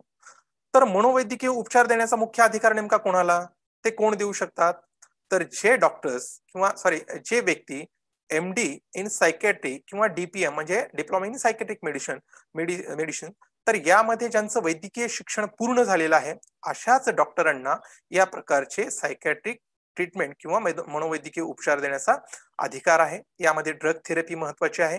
अत्यंत महत्वाची ड्रग थेरपी या ठिकाणी मी यासाठी म्हणतो की कारण की यासाठी जो मुख्य न्यूरोट्रान्समीटर आहे डोपामाइन सारखा तर हा कंट्रोल करण्यासाठी आपल्याला ड्रग्सचाच किंवा ड्रग थेरपीचाच जास्त वापर या ठिकाणी करताना म्हणजे जास्त उपयोग किंवा आउटपुट हे ड्रग थेरपीचं जास्त दिसतं. याच्यामध्ये अँटीसायकोटिक काही ड्रग्स मी इथे दिलेले आहेत. क्लोझापाइन असेल, पॅलिपेरिडॉन असेल किंवा ल्युरासाइडॉन असेल किंवा हॅलोपेरिडॉल असेल असे फक्त उदाहरणादाखल मी या ठिकाणी ते काही अँटीसायकोटिक ड्रग्स तुम्हाला दिलेले आहेत जे डॉक्टरांच्या प्रिस्क्रिप्शन शिवाय घेऊ नयेत किंवा ते धोक्याचे आहेत. तर प्रत्येक औषधी ही आजाराच्या इंटेन्सिटीनुसार असते, त्याचं बॅकग्राऊंड बघून असते, त्याचे वेगवेगळ्या प्रकारचे आणखी सिम्पटम्स कुठले आहेत सपोर्टिव्ह हे बघून या प्रकारचे ड्रग्स हे सायकॅट्रिस्ट कडनं दिले जातात. त्यानंतर आहे ECT ज्याला आपण शॉक थेरपी म्हणून जास्त ओळखतो. इलेक्ट्रोकन्व्हर्सिव्ह थेरपी, विद्युत कंप चिकित्सा किंवा उपचार पद्धती. अनेकांना याविषयी खूप गैरसमज आहेत. थोडक्यात हे गैरसमज मी दूर करतो की नेमकं ही शॉक थेरपी का दिली जाते. त्याचं कारण असं आहे की ज्यावेळेस रुग्णाचे विचार हे अति तीव्र होतात, ज्यावेळेस रुग्ण एकतर व्हायलेंट होऊन, आक्रमक होऊन इतरांना जर ती इजा करत असेल, त्यांच्या लाईफ पार्टनरला जर इजा करत असेल, त्यांची हत्या करण्यावर जर तो उतरलेला असेल किंवा स्वतः आत्महत्या करत असेल या त्रासामुळे, तर अशा वेळेस त्यांचे जे काही विचार आहेत त्याची इंटेन्सिटी कमी करण्यासाठी त्यांना शॉक देऊन शिथिल केलं जातं. आणि कुठल्याही वेळे म्हणजे कुठलेही आजार जर जास्त प्रमाणात वाढले, त्याची इंटेन्सिटी खूप असेल, तर अशाच वेळेस या शॉक थेरपीचा किंवा ECTचा उपयोग हा केला जातो. त्याचबरोबर अनेकांना याबद्दल असे काही समज आहेत किंवा गैरसमज आहेत की शॉक दिल्यानंतर व्यक्ती पूर्णपणे शिथिल होते, त्याची स्मरणशक्ती नाहीशी होते किंवा त्याचे काही खूप सारे ड्रॉबॅक्स आहेत किंवा खूप त्रास होतो किंवा त्याबद्दलची वेगवेगळ्या प्रकारची भीती या लोकांच्या मनामध्ये किंवा सर्वसामान्यांच्या मनामध्ये असते. त्याचं कारण सुद्धा आहे की शॉक थेरपी ज्या पद्धतीने चित्रपटातून दाखवली जाते प्रत्यक्षात तर कुणाला बघायला म्हणजे मिळत नाही. जे सायकोलॉजीचे स्टुडंट आहेत ते प्रत्यक्षात जाऊन बघतात, परंतु सर्वसामान्य लोकांना ते माहिती नाही ती नेमकी प्रक्रिया काय आहे. तर ज्या पद्धतीने चित्रपटातून ती दाखवली जाते ती खूप वेगळ्या पद्धतीने किंवा खूप त्रासदायक आहे या पद्धतीने ती दाखवली जाते, तशी ती काही नसते. हे आपण लक्षात घेतलं पाहिजे. रुग्णांना शॉक देण्याच्या वेळेस ज्या पद्धतीने त्यांच्या हातापायांना बेल्ट लावून बांधलं जातं, तर ते यासाठी बांधलं जातं की शॉक देताना त्याच्या शरीरामध्ये जो काही विद्युत प्रवाह जो काही प्रवाहित होतो, तर त्यामुळे हात पाय त्याचे आदळून त्याला इजा होऊ नये किंवा त्याला काही जखम होऊ नये म्हणून त्याला थोडेसे बेल्ट त्याला हात पायाला ते लावले जातात. आणि त्यानंतर एक रबरी चिप जी आहे ती दातांच्या मध्ये ठेवली जाते, जेणेकरून जीभ चावली जाणार नाही. या पद्धतीने त्याच्या अगोदर पूर्वतयारी करून 70 ते 120 व्होल्टेज तीव्रतेचा जो काही विद्युत प्रवाह आहे, हा विद्युत प्रवाह त्याच्या मेंदूमध्ये प्रवाहित केला जातो. आणि याचा वेळ सुद्धा एक तर 100 मिलीसेकंद ते 6 सेकंड या कालावधीचा असतो. जास्त वेळ हा शॉक दिला जात नाही. आठवड्यातून जास्तीत जास्त 3 वेळेस किंबहुना एकंदरीत त्याचं जे काही सेशन आहे त्याच्यात 6 वेळेस हा शॉक दिला जातो. याचे दूरगामी परिणाम कुठलेही नाही. जरी काही थोडेसे त्या दिवसापुरतं किंवा जास्तीत जास्त 2-3 महिन्यापर्यंत मेमरी जी आहे, स्मृती आहे, थोडीशी डिस्टर्ब झालेली किंवा त्यामध्ये गोंधळ झालेला दिसतो. परंतु कुठल्याही मेजर प्रमाणात असे कुठल्याही प्रकारचे डिसएडव्हान्टेज नाही किंवा त्याचे काही साईड इफेक्ट्स नाही, हे आपण इथं लक्षात घेतलं पाहिजे. प्रत्येक मानसिक आजारासाठी ECT दिली जात नाही. ज्यावेळेस रुग्ण हा जास्त त्रासदायक होतो, इतरांसाठी स्वतःसाठी हानिकारक होतो, अशाच वेळेस या ECTचा वापर केला जातो, हे आपण इथं लक्षात घेतलं पाहिजे. त्यानंतर ड्रग थेरपी झाल्यानंतर किंवा ECT झाल्यानंतर सायकोलॉजिकल कुठल्या ट्रीटमेंट्स आहेत का, हे सुद्धा आपण आज या ठिकाणी बघणार आहोत. तर सायकोलॉजिकल ट्रीटमेंट्स देण्यासाठी कोण एबल आहे किंवा कुणाला हे अधिकार आहेत, तर सायकोथेरपी देण्यासाठी ज्या लोकांचं किंवा ज्या एक्सपर्ट्सनी स्वतःचं MPhil किंवा PhD क्लिनिकल सायकोलॉजीमध्ये पूर्ण केलेलं आहे किंवा एखादा डिप्लोमा किंवा कोर्स हा क्लिनिकल सायकोलॉजीमध्ये पूर्ण केलेला आहे, अशाच मानसशास्त्रज्ञांना मानसोपचार पद्धतींचा वापर करण्याचा किंवा मानसोपचार देण्याचा हा अधिकार आहे, हे आपण इथं लक्षात घेतलं पाहिजे. आज अनेक जण स्वतःला सायकोलॉजिस्ट म्हणतात, सायकोथेरपिस्ट म्हणतात, परंतु कुठल्याही प्रकारचं त्यांच्याकडे ऑथेंटिक असं नॉलेज नसतं किंबहुना त्या प्रकारचं त्यांनी प्रशिक्षण घेतलेलं नसतं आणि त्यामुळे चुकीचे मेसेज हे लोकांपर्यंत जातात. हे आपण वारंवार प्रत्येक ठिकाणाहून सांगत असतो. परंतु ते आपणही लक्षात घेतलं पाहिजे, की सायंटिफिक पद्धतीने थेरपी देणारी व्यक्ती ही प्रशिक्षित आहे का? त्याच्याकडे ती कॅपॅसिटी, एबिलिटी आहे का? ते शिक्षण आहे का? त्याच वेळेस अशा लोकांची आपण मदत घेतली पाहिजे किंबहुना उपचारासाठी त्यांच्याकडे आपण गेलो पाहिजे. एक गोष्ट मला इथं थोडीशी नमूद करावीशी वाटते अगोदरच्या स्लाइडवर, जी माझ्यासाठी खूप महत्त्वाची वाटते या ठिकाणी ठेवणं. बघा, अनेक उपचार जे आहेत यासाठी आपण सायकियाट्रिस्टकडे जातो किंवा या मनोवैद्यकीय डॉक्टरांकडे जात असतो. आणि ज्यावेळेस आपण उपचार घेतो, तर उपचार घेतल्यानंतर आपल्याला अपेक्षा असते, की एक 4 दिवसातच, 8 दिवसातच आपल्याला त्या उपचारावर फरक जाणवला पाहिजे. ज्यावेळेस विविध प्रकारचे जे काही शारीरिक आजार असतात, मग पोटदुखी असेल किंवा डोकंदुखी असेल किंवा अवयव किंवा कुठलं अंगदुखी असेल, तर यावर जे काही टॅबलेट्स किंवा मेडिसिन दिलं जातं, हे डायरेक्ट त्या अवयवावर किंवा त्या मसल्सवर जाऊन काम करतं आणि आपल्याला 1-2 दिवसामध्ये त्यात फरक पडत असतो. परंतु कोणताही मानसिक आजार हा 1 दिवसात उद्भवलेला नसतो. ग्रॅज्युअली हळू त्याच्यामध्ये इम्प्रूव्हमेंट होत गेलेली असते. आणि ही इम्प्रूव्हमेंट किंवा तो आजार का वाढत गेलेला असतो? तर आत्ताच मी सांगितलं, की वेगवेगळ्या प्रकारचे बायोकेमिकल्स जे असतात ब्रेनमध्ये किंवा न्यूरोट्रान्समीटर्स. तर हे न्यूरोट्रान्समीटर डायरेक्ट हायली डोस देऊन तुम्हाला ते कमी करता येत नाही. त्याच कमी-कमी डोसेस म्हणजे ड्रगचे कमी-कमी डोसेस देऊन त्याची लेव्हल मेंटेन करावी लागते. अशा वेळेस होतं काय? ड्रग्ज दिल्यानंतर काही साइड इफेक्ट जाणवायला लागतात. आता ही जी विकृती आहे, ही सायकोटिक मध्ये येते, म्हणजे गंभीर स्वरूपाच्या विकृतीमध्ये येतं. म्हणून इथे अँटीसायकोटिक ड्रग्ज दिले जातात. ज्याचे थोडेसे काही दुष्परिणाम आपल्याला म्हणजे साइड इफेक्ट थोडेसे दिसून येतात. जसं की गोळी खाल्ल्यानंतर थोडीशी गुंगी येणं, डोळ्यावर झापड पडल्यासारखे वाटणं, बोलताना जीभ जी आहे ती थोडीशी रफ होते किंवा जाड झाल्यासारखी वाटते, म्हणून उच्चार त्या व्यक्तीचे स्पष्ट येत नाही. किंबहुना मान थोडीशी जड पडते. मग अशा वेळेस त्याची मूव्हमेंट आहे, त्याचं बोलणं आहे, ते थोडंसं वेगळं दिसतं. लगेच नातेवाईक किंवा त्या कुटुंबातली जे काही व्यक्ती असतात ते म्हणतात, की आमची व्यक्ती अगोदर तरी बरी होती, परंतु त्या डॉक्टरांनी काहीतरी चुकीची औषधं दिली असं वाटतं आणि त्यातून ती जास्त आता मनोरुग्ण झाल्यासारखी वाटते आणि लगेच 4-8 दिवसामध्ये ते काय करते, ते औषधं बंद करतात. तर कृपया या पद्धतीचं तुम्ही औषधं बंद करू नका. काही जे साइड इफेक्ट असतात ते अँटीसायकोटिक ड्रगचे होतच असतात, जे सहन करण्याजोगे असतात, परंतु ते विकृतीला बरे करणारे असतात. हे तुम्ही अगोदर जाणून घ्या. वेगवेगळ्या आणि सगळंच जे काही ड्रग्स आहेत किंवा मेडिसिन्स आहेत, त्यातून सगळ्यामधूनच साइड इफेक्ट होत नाहीत. फक्त मोजक्याच काही ज्या काही सायकोटिक टाइपच्या ज्या काही विकृत्या आहेत, यामध्येच दिले जाणारे अँटीसायकोटिक जे ड्रग्स आहेत, याचेच फक्त साइड इफेक्ट्स असतात. हे आपण लक्षात घेतले पाहिजे. कृपया करून सायकायट्रिस्टनी दिलेले जे काही ड्रग्स आहेत, मेडिसिन्स आहेत, हे स्वतःच्या मनाने बंद करू नका. याचे गंभीर परिणाम आपल्या सर्वांनाच किंबहुना त्या कुटुंबाला भविष्यात हे भोगावे लागतील. यावर आपण विशेष लक्ष दिलं पाहिजे. आता आपण परत येऊया सायकोलॉजिकल ट्रीटमेंट्सवर. तर ह्या सायकोलॉजिकल ट्रीटमेंट्स एक जो काही सायकोलॉजिस्ट असतो, तो विशिष्ट प्रकारचं जे काही शिक्षण आहे, मग ते पी-एच-डी असेल, एम-फिल असेल किंवा डिप्लोमा असेल इन क्लिनिकल सायकॉलॉजी, हे जे पूर्ण केलेलं असेल, प्रशिक्षित असेल, तरच यांना हा मानसशास्त्रीय उपचार किंवा सायकोलॉजिकल ट्रीटमेंट देण्याचा अधिकार आहे. यामध्ये विविध प्रकारच्या थेरपी ज्या आहेत त्या तुमच्या समोर ठेवलेल्या आहेत. यामध्ये कॉग्निटिव्ह बिहेवियर थेरपी, ज्याला बौद्धिक उपचार पद्धती म्हणतात. यामध्ये जर थिअरी अशी सांगते, की लहानपणापासूनच जेव्हा आपण जन्माला येतो, त्यावेळेस आपला जो काही मेंदूचा जो काही पार्ट आहे किंवा आपली मेमरी ही पूर्णपणे कोऱ्या पाटीसारखी असते. जे काही आहे ते आपण इथे येऊन शिकलेलो आहोत. म्हणजे आपल्या लहानपणापासून आपल्या कोणत्या विचारसरणीची बैठक ही कशी झाली, ती जर चुकीच्या पद्धतीने झाली असेल, तर साहजिकच आपलं भविष्यातलं कॉग्निशन हे त्याच पद्धतीने डेव्हलप होत राहतं.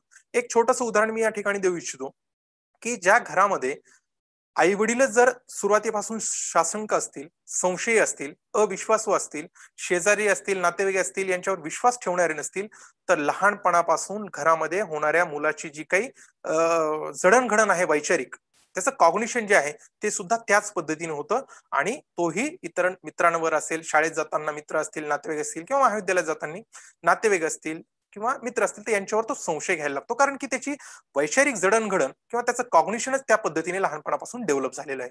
तर बौद्धिक उपचार पद्धतीमध्ये काय केलं जातं?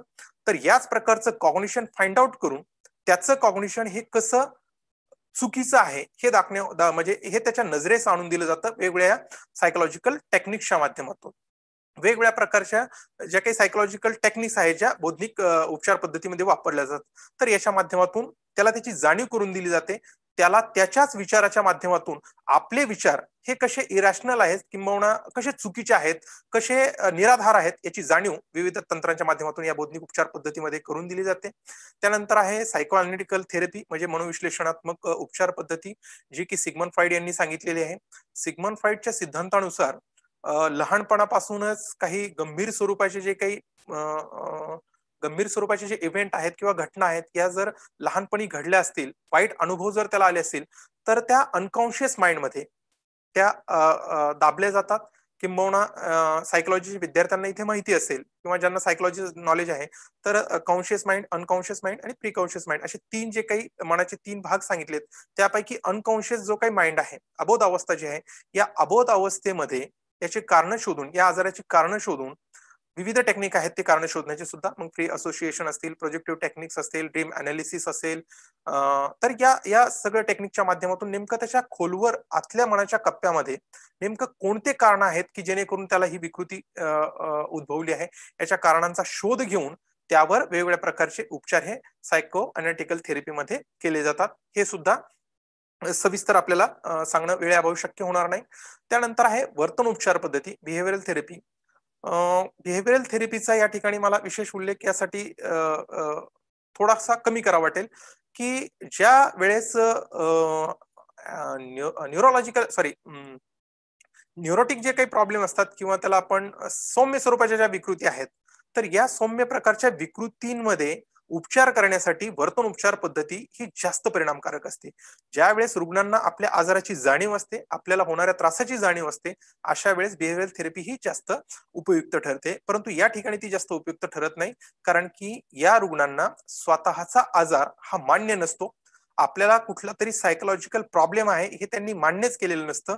म्हणून वर्तन उपचारामध्ये जे काही टेक्निक्स वापरल्या जातात, अवर्जन थेरपी असेल, टोकन इकॉनॉमी असेल किंवा सिस्टमॅटिक डिसेन्सिटायझेशन असेल, अशा प्रकारच्या ज्या काही टेक्निक्स आहेत, तंत्र आहेत, हे या ठिकाणी जास्त उपयुक्त पडत नाही. परंतु जर या रुग्णाची जर सुधारणा जर चांगल्या प्रकारे होत असेल, काही प्रमाणात जर तो शेवटच्या टप्प्यात आला असेल सुधारण्याच्या वेळेस, तर अशा वेळेस मात्र त्याच्यामध्ये इम्प्रुव्हमेंट करण्यासाठी आपल्याला बिहेवियर थेरपीचा चांगला उपयोग या ठिकाणी होऊ शकतो. सुरुवातीला नाही, परंतु शेवटच्या टप्प्यामध्ये या वर्तनोपचार पद्धतीचा आपल्याला उपयोग होऊ शकतो. त्यानंतर आहे कपल थेरपी. कपल थेरपीमध्ये नेमकं दोघांमधल्या ज्या काही समस्या आहेत, नेमकी त्याची सुरुवात कुठून झाली, दोघांमध्ये एकमेकांची अंडरस्टँडिंग नसल्यामुळे या समस्या कशा घट्ट होत गेल्यात, याबद्दलची जाणीव त्यांना या समुपदेशनात कपल थेरपीमध्ये करून दिली जाते. यामध्ये सुद्धा वेगवेगळ्या प्रकारच्या टेक्निक्स, वेगवेगळ्या प्रकारचे रेफरन्स हे एकमेकांचे दिले जातात आणि जे काही जोडीदार आहे, ज्याबद्दल त्याला संशय आहे, त्याबद्दलचे संशय कसे निराधार आहेत, याचं सुद्धा वेगवेगळ्या टेक्निकच्या किंवा तंत्रांच्या माध्यमातून त्याच्या समोर आणलं जातं आणि त्यातून हा संशयपणा त्याच्यातला कमी केला जातो. त्यानंतर आहे फॅमिली काउन्सिलिंग. फॅमिली काउन्सिलिंग यासाठी इथे महत्वाचे आहे, की जर समजा संबंधित व्यक्ती ही मानसिक आजाराने ग्रासलेली आहे, तर अशा वेळेस फॅमिली मधील सदस्यांनी त्याची कशी काळजी घेतली पाहिजे, त्याला समजून कसं घेतलं पाहिजे, त्याच्या प्रत्येक त्रासावर किंवा त्याला होणाऱ्या ज्या काही तक्रारी आहेत त्याच्या वैयक्तिक, तर त्याच्यावर कसं रिॲक्ट केलं पाहिजे, यावर सुद्धा काउन्सिलिंग या फॅमिली सोबत केलं जातं. त्याचे ट्रीटमेंटच्या संदर्भात वेगवेगळ्या प्रकारचे म्हणजे कसे उपचार करायचे, ते कोणत्या पद्धतीने करायचे, त्याची कुठे काळजी घ्यायची, कुठल्या दक्षता घ्यायच्या आहेत, या सगळ्यांची काउन्सिलिंग म्हणजे कुटुंब सदस्यांची काउन्सिलिंग या ठिकाणी उपयुक्त ठरते. जर फॅमिली मेंबरनी त्यांना सपोर्ट केला नाही, फॅमिलीच्या मेंबरनी जर त्याला समजून घेतलं नाही, तर ही विकृती आपल्याला बऱ्यापैकी कंट्रोलमध्ये करता येत नाही. म्हणून फॅमिलीचं समुपदेशन किंवा फॅमिली काउन्सिलिंग सुद्धा या ठिकाणी महत्वाची ठरते. हे आपण इथं लक्षात घेतलं पाहिजे. आणि त्यानंतर आहे त्यानंतरचा टप्पा रिहॅबिलिटेशन सेंटर्स म्हणजे पुनर्वसन केंद्र. तर हा जो आहे हा टप्पा हा रुग्ण पूर्णपणे बरा झाल्यानंतरचा टप्पा आहे. फक्त त्याचं सोशल आणि वैयक्तिक जे काही लाईफस्टाईल आहे, जे काही डिस्टर्ब झाले आहे, सोशल लाईफ जे काही डिस्टर्ब झालं आहे, ते पूर्व पदावर आणण्यासाठी रिहॅबिलिटेशन सेंटरचा उपयोग हा केला जातो, किंबहुना त्याला रिहॅबिलिटेशन सेंटरमध्ये काही दिवसात ठेवलं जातं, जेणेकरून त्याचं रुटीन, सोशल रुटीन त्याचं व्यवस्थित होईल. तर आपण हे जाणून घेऊया की रिहॅबिलिटेशन सेंटर नेमकं कोण चालू शकतं, याचं प्रशिक्षण कोण देऊ शकतं. तर ज्या व्यक्तीचं सायकोलॉजीमध्ये एज्युकेशन होऊन जर एखादा डिप्लोमा किंवा कोर्स त्यांनी जर रिहॅबिलिटेशन मधून पूर्ण केला असेल, किंवा सायकॅट्रिक सोशल वर्कर जे आहेत यांनी जर कुठलं प्रशिक्षण घेतलं असेल रिहॅबिलिटेशन सेंटरचं, तर यांना हे रिहॅबिलिटेशन सेंटर चालवण्याचा अधिकार आहे, किंबहुना या प्रकारच्या रुग्णाला हाताळण्याचा अधिकार आहे. तर यामध्ये काय केलं जातं, तर रुग्ण बरा होऊन जास्त प्रमाणात ज्यावेळेस तो असहाय्य होतो त्याच्या कुटुंबात जाण्यासाठी किंवा त्याचं वैयक्तिक जे काही जीवन डिस्टर्ब झाले आहे, तर सोसायटीमध्ये जाण्यासाठी जेव्हा तो असहाय्य झालेला असतो, अशा वेळेस या रिहॅबिलिटेशन सेंटरमध्ये ठेवून त्याला वेगवेगळ्या प्रकारच्या सोशल स्किल त्याच्यामध्ये डेव्हलप केले जातात, कम्युनिकेशन स्किल त्याच्यामध्ये डेव्हलप केले जातात, कोऑपरेटिव्हनेस त्याच्यामध्ये वाढवलं जातं, विश्वास कसा संपादन करायचा लोकांचा किंवा इतर लोकांवर विश्वास ठेवण्यासाठी आपण कोणत्या बाबी जास्त प्रभावीपणे आपण स्वतःमध्ये घडून आणल्या पाहिजे, अशा वेगवेगळ्या प्रकारचे ट्रेनिंग किंवा प्रशिक्षण या पुनर्वसन केंद्रामध्ये दिलं जातं. त्याच पद्धतीने दैनंदिन जीवनामध्ये ज्या काही त्याच्या डिस्टर्ब झालेल्या ज्या काही सवयी आहेत, ऑफिसच्या ठिकाणी असतील, कामाच्या ठिकाणी असतील, अशा ठिकाणी सुद्धा आपले आंतरवैयक्तिक संबंध कसे मेंटेन करायचे, इंटरॅक्शन जे काही आहेत तर ते कोणत्या पद्धतीने केलं पाहिजे, लोकांची सहानुभूती कशी मिळवली पाहिजे, अशा छोट्या मोठ्या सगळ्या ज्या काही सोशल ऍक्टिव्हिटी आहेत तर या त्यांना या रिहॅबिलिटेशन सेंटरमध्ये शिकवल्या जातात किंवा त्यांचं प्रशिक्षण हे दिलं जातं. आणि त्यांची स्वतःची इमेज जी काही स्वतःच्या नजरेत कमी झाली आहे, मी कधीच बोलतोय ज्यावेळेस रुग्णाची अवस्था बरी झाली त्यानंतरच बोलतोय, तर अशा वेळेस त्याला स्वतःलाच वाटतं की मी खूप चुकीच्या पद्धतीने वागलो, अनेक लोकांसोबत माझे नकारात्मक संबंध आहेत, अनेक लोकांसोबत माझे संबंध खराब झाले आहेत, फॅमिलीमध्ये माझे संबंध खराब झालेत. अशा वेळेस त्यांना या प्रकारचं स्किल किंवा त्यांची सेल्फ इमेज वाढवण्याचे म्हणजे इमेज वाढवण्याच्यासाठी प्रशिक्षण जे आहे हे रिहॅबिलिटेशन सेंटरमध्ये देण्याचं काम केलं जातं. आणि त्यानंतर आहे शेवटच्या टप्प्यात काही घरगुती काही उपाययोजना किंवा काही दक्षता आपल्याला या आजाराच्या संदर्भात घेता येतील का, ह्या जाणीवपूर्वक मी इथं ठेवलेल्या आहेत, ज्या काही महिलांसाठी उपयुक्त ठरू शकतात. तर महत्वाच्या ज्या काही दक्षता आहेत त्यापैकी एक पहिली म्हणजे आपल्या जोडीदारासोबत विश्वासपूर्ण संबंध प्रस्थापित करण्यासाठी प्रत्येक गोष्ट ही जोडीदाराला आपण आवर्जून सांगितली पाहिजे, स्पष्ट शब्दात आपण ती सांगितली पाहिजे. कोणत्याही प्रकारचं गोपनीयता किंवा कॉन्फिडेन्शियलिटी ही पती पत्नीमध्ये तरी किमान ठेवली नाही पाहिजे, म्हणजे कॉन्फिडेन्शियलिटी ही ठेवली नाही पाहिजे. गोपनीय पद्धतीने कुठलंही वर्तन हे केलं नाही पाहिजे, जसं की बाहेर एखादं काम असेल तर ते नवऱ्याला न सांगता जाणं, किंवा घरातल्या कुठल्या वस्तू आणणं, किंवा छोटे मोठे चेंजेस करणं जर असतील तर ते नवऱ्याच्या सहमतीने जर केले किंवा त्यांच्यासोबत चर्चा करून केली तर या प्रकारची संशयाची वृत्ती त्यांची थोडीशी कमी होऊ शकते. मी पूर्णपणे विकृत व्यक्तीचं बोलत नाही, तर त्या अगोदर जी मी सांगितलं की पॅरानॉइडल जी पर्सनॅलिटी असते तर याच्यामध्ये इन्क्रीज न होता या प्रकारचं जर आपण बिहेवियर ठेवलं किंवा या प्रकारची जर आपण दक्षता जर बाळगली तर साहजिकच आपल्या जोडीदाराचा संशय हा आपल्यावरला कमी होत राहील. त्यानंतर आहे जोडीदाराचा संशयपणा जर वाढत असेल तर अशा वेळेस महिलांनी किंवा त्यांच्या अपोजिट पार्टनर्सनी काय केलं पाहिजे, तर त्यांच्या वर्तनामध्ये होणारे जे काही बारीक सारीक बदल आहेत त्याच्या नोंदी ठेवल्या पाहिजे. जसं की संबंधित व्यक्तीने किंवा त्या रुग्णाने पहिली वेळेस जास्त मोठ्या प्रमाणात उद्रेक कधी केला, सर्वात जास्त पत्नीला मारहाण केव्हा केली, कोणत्या कारणाने केली, त्याच्या वेळ काय होत्या, डेट्स काय होत्या, ह्या सुद्धा भविष्यातल्या ट्रीटमेंटसाठी खूप उपयुक्त ठरतात. पहिला त्यांना एपिसोड केव्हा होता किंवा सर्वात अगोदर संशय त्यांचा केव्हा आला, कशामुळे आला होता, त्यावेळेस त्यांच्या रिएक्शन्स काय होतात, याच्या सगळ्या जर नोंदी जर ठेवल्या तर भविष्यात त्या आपल्याला नक्कीच उपयुक्त ठरतात किंवा फर्दर ज्या काही ट्रीटमेंट्स आहेत यासाठी त्या उपयुक्त ठरत असतात. त्यानंतर आहे जोडीदाराचा संशय निराधार असेल तर आक्रमक न होता, म्हणजे लाईफ पार्टनरने किंवा त्या पत्नीने आक्रमक न होता संयमीपणे किंवा अत्यंत रिलॅक्सपणे त्यांना त्या प्रतिक्रिया दिल्या पाहिजेत. जोडीदाराला पण समजून घेतलं पाहिजे. जसं की आपल्या घरामध्ये जर एखादा शारीरिक आजाराने जर एखादी व्यक्ती ग्रस्त असेल किंवा ती त्रस्त असेल तर आपण जसं समजून घेतो तसंच यांना सुद्धा मानसिक समस्या आहेत किंवा मानसिक आजार आहे या दृष्टिकोनातून त्यांना थोडंसं समजून घेतलं पाहिजे. जर तुम्ही त्या तितक्याच इंटेन्सिटीने त्यांना जर प्रतिकार करत असताल, त्यांना आक्रमकपणे उत्तर देत असेल तर हा जो काही प्रकार आहे हा त्या व्यक्तीमधला वाढत जातो. ही सुद्धा दक्षता महिलांनी किंवा जे कोणी त्यांचे लाईफ पार्टनर्स आहेत त्यांनी तो घेतला पाहिजे. त्यानंतर जोडीदाराच्या संशयाबद्दल किंवा संशयपणाबद्दल जोडीदाराला विश्वासात घेऊन तुम्ही तुमचे संशय हे कसे निराधार आहेत हे थोडंसं पटवून देण्याचं किंवा सौम्य भाषेत किंवा विश्वासपूर्ण भाषेत समजून सांगण्याचा प्रयत्न केला पाहिजे. ते शक्य नाही, परंतु जर समजा सुरुवातीचे जर काही लक्षण असतील पॅरानॉइडलचे तर त्यावेळेस सुद्धा हे थोडेसे महत्वपूर्ण ठरू शकतात किंवा उपयुक्त ठरू शकतात. आणि त्यानंतर आहे जोडीदाराचा संशयपणा जर जास्त वाढत असतील तर आपल्या कुटुंबातील जे काही वरिष्ठ सदस्य आहेत, आपले आई वडील असतील, आपले सासू सासरे असतील, यांच्या कानावर ह्या सगळ्या गोष्टी घातल्या पाहिजेत किंवा ती कल्पना त्यांना दिली पाहिजे, जेणेकरून वेळीच आपल्याला यावर योग्य प्रकारे उपचार घेता येतील. त्यानंतर जोडीदाराचा संशयपणा जर जास्त वाढत असेल किंबहुना तो जास्त त्रासदायक होत असेल तर साहजिकच मानसोपचार तज्ञांचा सल्ला आपण घेतला पाहिजे लवकरात लवकर. सायकॅट्रिस्ट असतील, सायकोलॉजिस्ट असतील यांचा सल्ला घेतला पाहिजे, जेणेकरून त्या आजाराची इंटेन्सिटी पाहून त्यावर उपचार केले जातील. या पद्धतीने आपण जर दक्षता घेतल्या तर साहजिकच याचा फायदा आपल्याला हा होऊ शकतो. साहजिकच थोडस वेळेअभावी थोडस फास्ट घेतलं, मलाही त्याची जाणीव झाली की थोडस वेळेअभावी मी जास्त आवर्त घेतलं.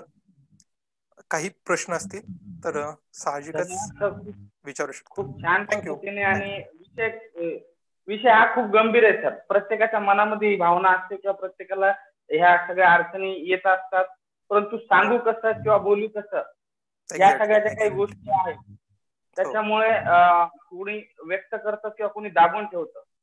पण अतिशय छान आणि सोप्या भाषेत तुम्ही या विषयाची मांडणी केली. प्रॅक्टिस मध्ये असताना मी बऱ्याच लोकांकडून किंवा बऱ्याच जणांच्या या समस्या मी ऐकलेल्या आहेत किंवा जवळून अनुभवलेल्या आहेत. कृपया आपले काही प्रश्न असतील तर प्रश्न विचारा. त्यापूर्वी काही प्रश्न आले तर ते प्रश्न मी वाचून दाखवतो.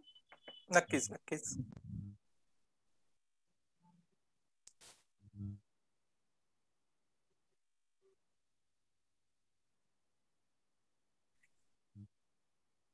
डॉक्टर प्रवीण पारगावकर सर यांचा प्रश्न आहे की सक्षम म्हणजे काय, नॉर्मल म्हणजे काय? सॉरी, काय म्हटले सर? सक्षम म्हणजे काय, नॉर्मल म्हणजे काय? सक्षम प्रश्न आहे. हा हा, म्हणजे नॉर्मल आणि ॲबनॉर्मल असं विचारायचंय का सरांना?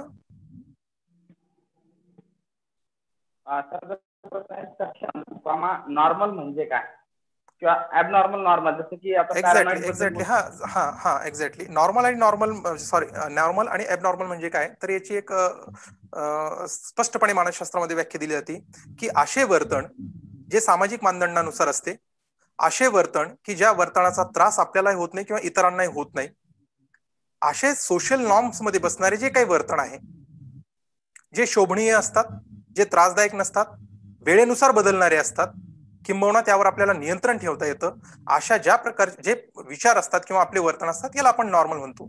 परंतु जर समजा कुठलेही विचार, कोणतेही बिहेवियर जर दीर्घ काळासाठी टिकून राहत असेल, ज्याचा त्रास आपल्याला होत असेल, जे ऑड असेल, विचित्र असेल, किंबहुना त्याचा त्रास फक्त आपल्यालाच नाही तर इतरांना जर त्याचा त्रास होत असेल, तर साहजिकच अशा वर्तनाला आपण ॲबनॉर्मल किंवा अपसामान्य वर्तन म्हणतो. अगदी बरोबर, धन्यवाद सर. दुसरा एक प्रश्न आहे सर, पद्मजा गांधी मॅडम यांचा, जर डॉक्टरवर पण संशय घेतात तर अशा केसेससाठी फिमेल काउन्सिलर योग्य होऊ शकतील का?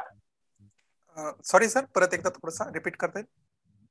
प्रश्न असा आहे की डॉक्टरवर पण जर संशय घेत असतील, जर रुग्ण म्हणा किंवा क्लायंट म्हणा की डॉक्टरवर जर संशय घेत असतील तर अशा केसेससाठी फिमेल काउन्सिलर योग्य होऊ शकते का? एक्झॅक्टली तो सुद्धा पर्याय आपण अनेकदा म्हणजे सुचवत असतो, परंतु त्याचा अर्थ वेगळाही घेतला जातो. जर समजा आपला समजा जर मेल पार्टनर असेल आणि तो जर या पद्धतीच्या विकृतीमध्ये असेल आणि जर तुम्ही मेल सायकॅट्रिस्ट कडे गेलात आणि जर सायकॅट्रिस्ट जर त्या रुग्णांना जर काही समजून सांगत असेल किंबहुना त्यांचं काउन्सिलिंग करत असेल, तर साहजिकच त्या ठिकाणी त्या डॉक्टरांवर त्या रुग्णाकडनं संशय घेतला जातो.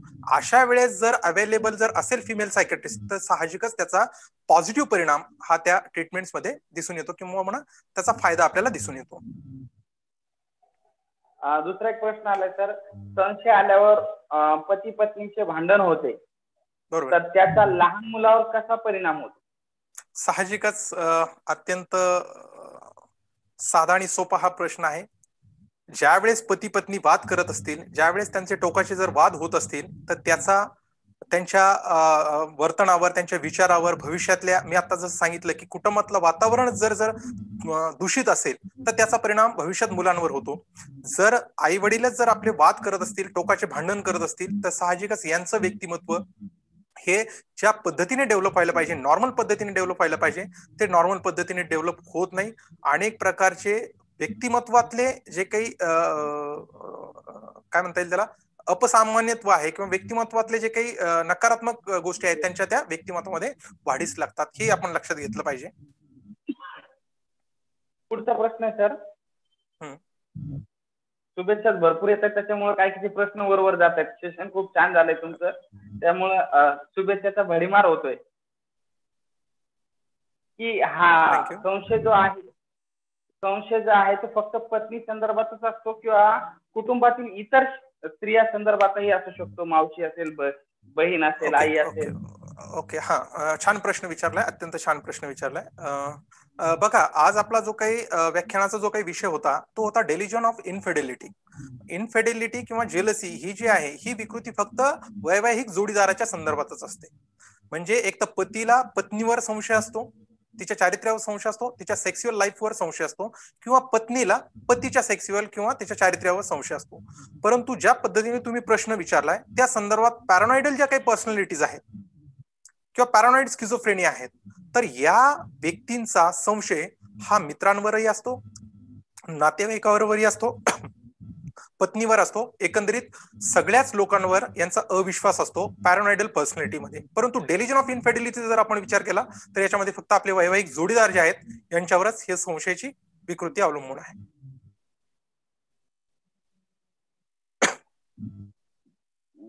पुढचा प्रश्न आहे,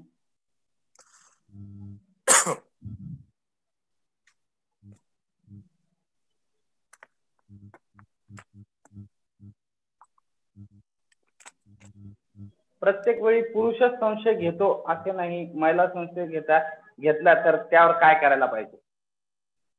साहजिकच आजचं जे सेशन होतं हे दोघांसाठी होतं.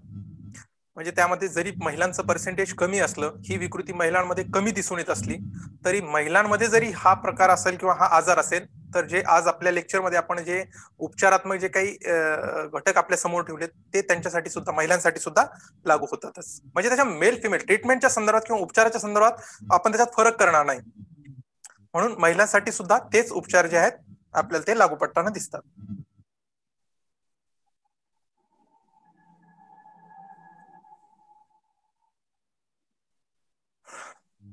दुसरा एक प्रश्न सर, डिल्युजन डिसऑर्डर साठी ट्रीटमेंट करत असताना आपण या डिसऑर्डर साठी आरईबीटी यूज करू शकतो का? आणि कशा पद्धतीने करता येईल ते एक्सप्लेन करा म्हणून सांगितलं थोडक्यात. बरोबर आहे. आरएबीटी ही एक राहिली माझ्याकडनं, ते मला नंतर लक्षात आलं. आरएबीटी जी आहे ही सुद्धा अत्यंत उपयुक्त उपचार पद्धती मानली जाते. शक्यतो या ठिकाणी ती उपयुक्त ठरू शकते. आपलं आरएबीटी जे आहे, रॅशनल इमोटिव्ह जी काही थेरपी आहे, यामध्ये जे काही इरॅशनल बिलीफ्स असतात, जे लहानपणापासून डेव्हलप झालेले असतात, आपल्या विचारसरणी ज्या आहेत ज्या इरॅशनल पद्धतीने असतात, अतार्किक पद्धतीने असतात, तर ह्यामध्ये इरॅशनल बिलीफ्स हे कमी करण्याचं काम आरएबीटी मध्ये केलं जातं. जसं त्याचं एक छोटंसं उदाहरण देतो की अनेकांचे विचार हे सामान्य असतील असे नाही, तर अपसामान्य ते कसे असतात, तर म्हणजे इरॅशनल बिलीफ्स मधून. म्हणजे मी वर्गामध्ये हा पहिला आलोच पाहिजे, good, very good, this is a rational, मी वर्गात पहिला आलो पाहिजे. परंतु मी वर्गामध्ये पहिला आलोच पाहिजे हा झालो म्हणजे हा अतार्किक विचार झाला किंवा इरॅशनल झाला. म्हणजे तुम्ही जर वर्गात पहिले आले नाही तर मग काय करणार? मग तुम्ही आत्महत्येचे विचार करणार, नैराश्यात जाणार, त्याचे नकारात्मक परिणाम तुमच्यावर होणार. म्हणून अशा प्रकारचे जे काही अनेक इरॅशनल बिलीफ्स आहेत, अतार्किक विचार आहेत, अविवेकी विचार आहेत, या अविवेकी विचारांना सायकोलॉजिकल टेक्निकच्या माध्यमातून विवेकी किंवा सामान्य स्वरूपात कन्वर्ट करण्यासाठी या आरएबीटी मध्ये प्रयत्न केले जातात. एबीसी मॉडेल त्याच्यामध्ये सांगितलेलं आहे. अल्बर्ट एलिस त्यांनी सांगितलेले हे जे काही उपचार पद्धतीत ह्या खूप उपयुक्त ठरतात. ते अनावधानाने म्हणता येणार नाही, नंतर आलं होतं लक्षात, परंतु ते मलाच असं वाटलं की वेळेअभावी स्लाइड्स खूप जास्त होतात तर त्यामध्ये ते सुटून गेलं. आरएबीटी सुद्धा इथे उपयुक्त उपचार पद्धती ठरू शकते. पुढचा एक प्रश्न आहे सर, प्री मॅरिटल काउन्सिलिंग किती उपयोगात येईल किंवा मॅरिटल काउन्सिलिंग किती उपयोगात येईल या पॅरानॉइड?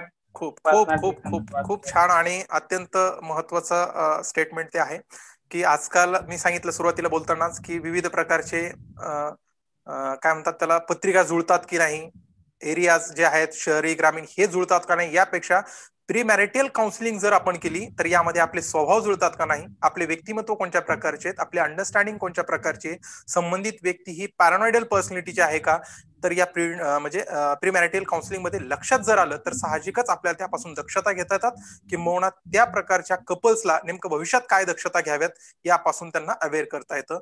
तर प्री मॅरिटल काउन्सिलिंगचा नक्कीच फक्त याच विकृतीसाठी नाही तर प्रत्येक कपलसाठी प्री मॅरिटल काउन्सिलिंग ही उपयुक्त ठरते.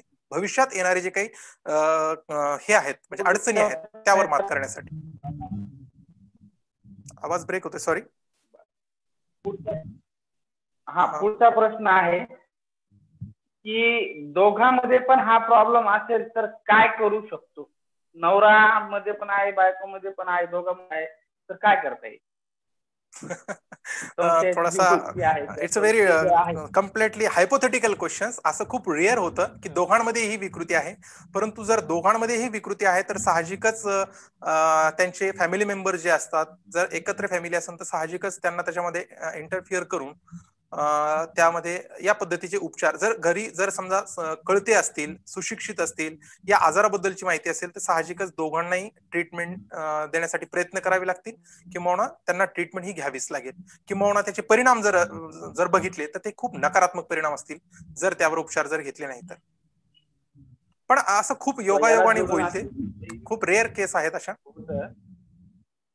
नाही, पण याला जोडून असंही करता येईल की फॅमिली काउन्सिलिंग पण या ठिकाणी महत्वाचे असते. पुढचा प्रश्न सर, ओके, या विषयावर अजून सखोल माहिती मिळवण्यासाठी कोणती पुस्तकं वाचावी? काही प्रश्न आहेत का? ओके, जर या विषयावर जर तुम्हाला माहिती जर हवी असेल तर तुम्हाला थेरोटिकली माहितीच मिळेल. यासाठी सायकॅट्रीचे जे काही बुक्स आहेत, सायकॅट्रीच्या संदर्भात जेवढे बुक्स आहेत ते सविस्तर माहिती त्यामध्ये दिली जाते. एक बुक्स तुम्हाला मी इथं दाखवू इच्छितो, 1 मिनिट फक्त.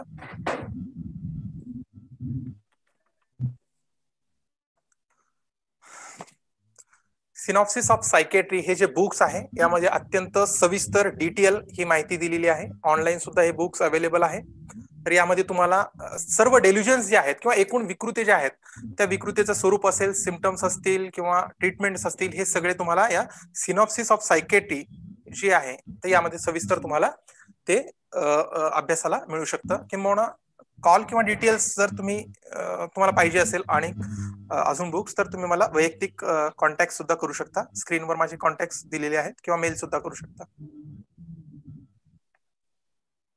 नेक्स्ट पुढचा प्रश्न आहे तर की व्यसनधीन व्यक्तीच्या पत्नीचे मनोबल कसे वाढवावे? कुठला अगोदरचा एक शब्द ऐकायला नाही आला, कुठल्या? व्यसनाधीन व्यक्तीच्या, ज्या व्यक्तीला व्यसन आहे, हो, त्या व्यक्तीच्या पत्नीचे मनोबल कसे वाढवावे? मनोधैर्य किंवा मनोबल वाढवण्यासाठी सर्वात अगोदर संबंधित व्यक्तीचं व्यसन कमी करण्यासाठी किंवा त्याचं व्यसन सोडण्यासाठी आपल्याला प्रयत्न करावे लागतील. म्हणजे त्या व्यक्तीला व्यसनाधीन राहून पत्नीचं मनोबल आपल्याला वाढवता येणार नाही.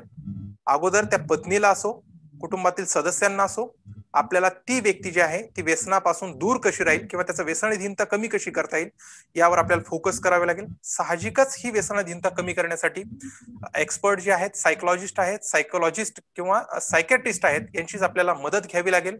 यांच्यातली व्यसनाधीनता जर कमी झाली तर साहजिकच व्यसनाधीनता कमी झाली म्हणजेच पत्नीचं मनोबल हे वाढायला लागेल.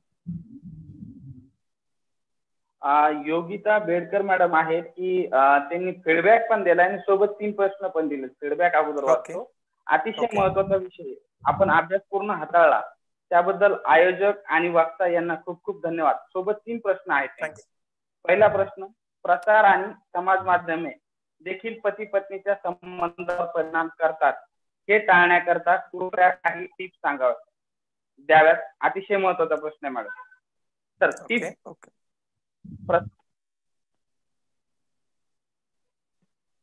आगाम सर आवाज ब्रेक होतोय तुमचा. पुन्हा एकदा प्रश्न वाचतो मी. प्रसार आणि समाजामध्ये देखील पती पत्नीच्या संबंधावर प्रसार माध्यमे जे आहेत, सोशल मीडिया, याचा देखील परिणाम होत होते, हे टाळण्याकरता काही टिप्स? पहिली टिप्स तर माझी हीच राहील की सोशल मीडियाचा वापर कमी करणं. परंतु एक त्यामध्ये मला थोडंसं पुढे जाऊन असं बोलावंसं वाटेल की मुळात जर व्यक्तीच्या स्वभावामध्ये किंवा त्याच्या वर्तनामध्ये जर दोष असेल, मुळात त्या व्यक्तीच्या व्यक्तिमत्वामध्ये दोष असेल, तर साहजिकच त्याच लोकांवर त्या समाज माध्यमांचा नकारात्मक परिणाम होईल. त्याचं पुढे जाऊन एक उदाहरण सांगेल की एखादी व्यक्ती समजा टीव्ही मध्ये एखादा किंवा चित्रपट बघत असताना एखादा नकारात्मक तिथे इमोशनल सीन असेल, तर कोणती व्यक्ती तिथे रडेल? जी व्यक्ती स्वतःमध्ये म्हणजे तिच्यात इमोशनल हे आहे, म्हणजे काय म्हणतात त्याला, भावनिक दोष तिच्यामध्ये आहे किंवा इमोशनल इंटेलिजन्स ज्यांचं कमी आहे तीच व्यक्ती रडेल. म्हणून हा परिणाम सगळ्यांवर होत नाही. याचा अर्थ ज्या व्यक्तीमध्ये काहीतरी सायकोलॉजिकल प्रॉब्लेम्स आहेत अशाच व्यक्तींवर या समाज माध्यमांचा नकारात्मक परिणाम होईल.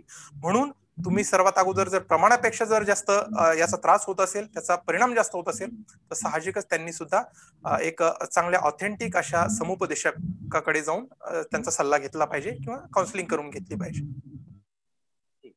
पुढचा प्रश्न आहे सर, काही वेळा व्यक्तिगत स्वार्थ साध्य करण्याकरता देखील काही लोक जोडीदारावर संशय असल्याचे भासवितात आणि तज्ज्ञांनी अशी परिस्थिती कशी हाताळावी?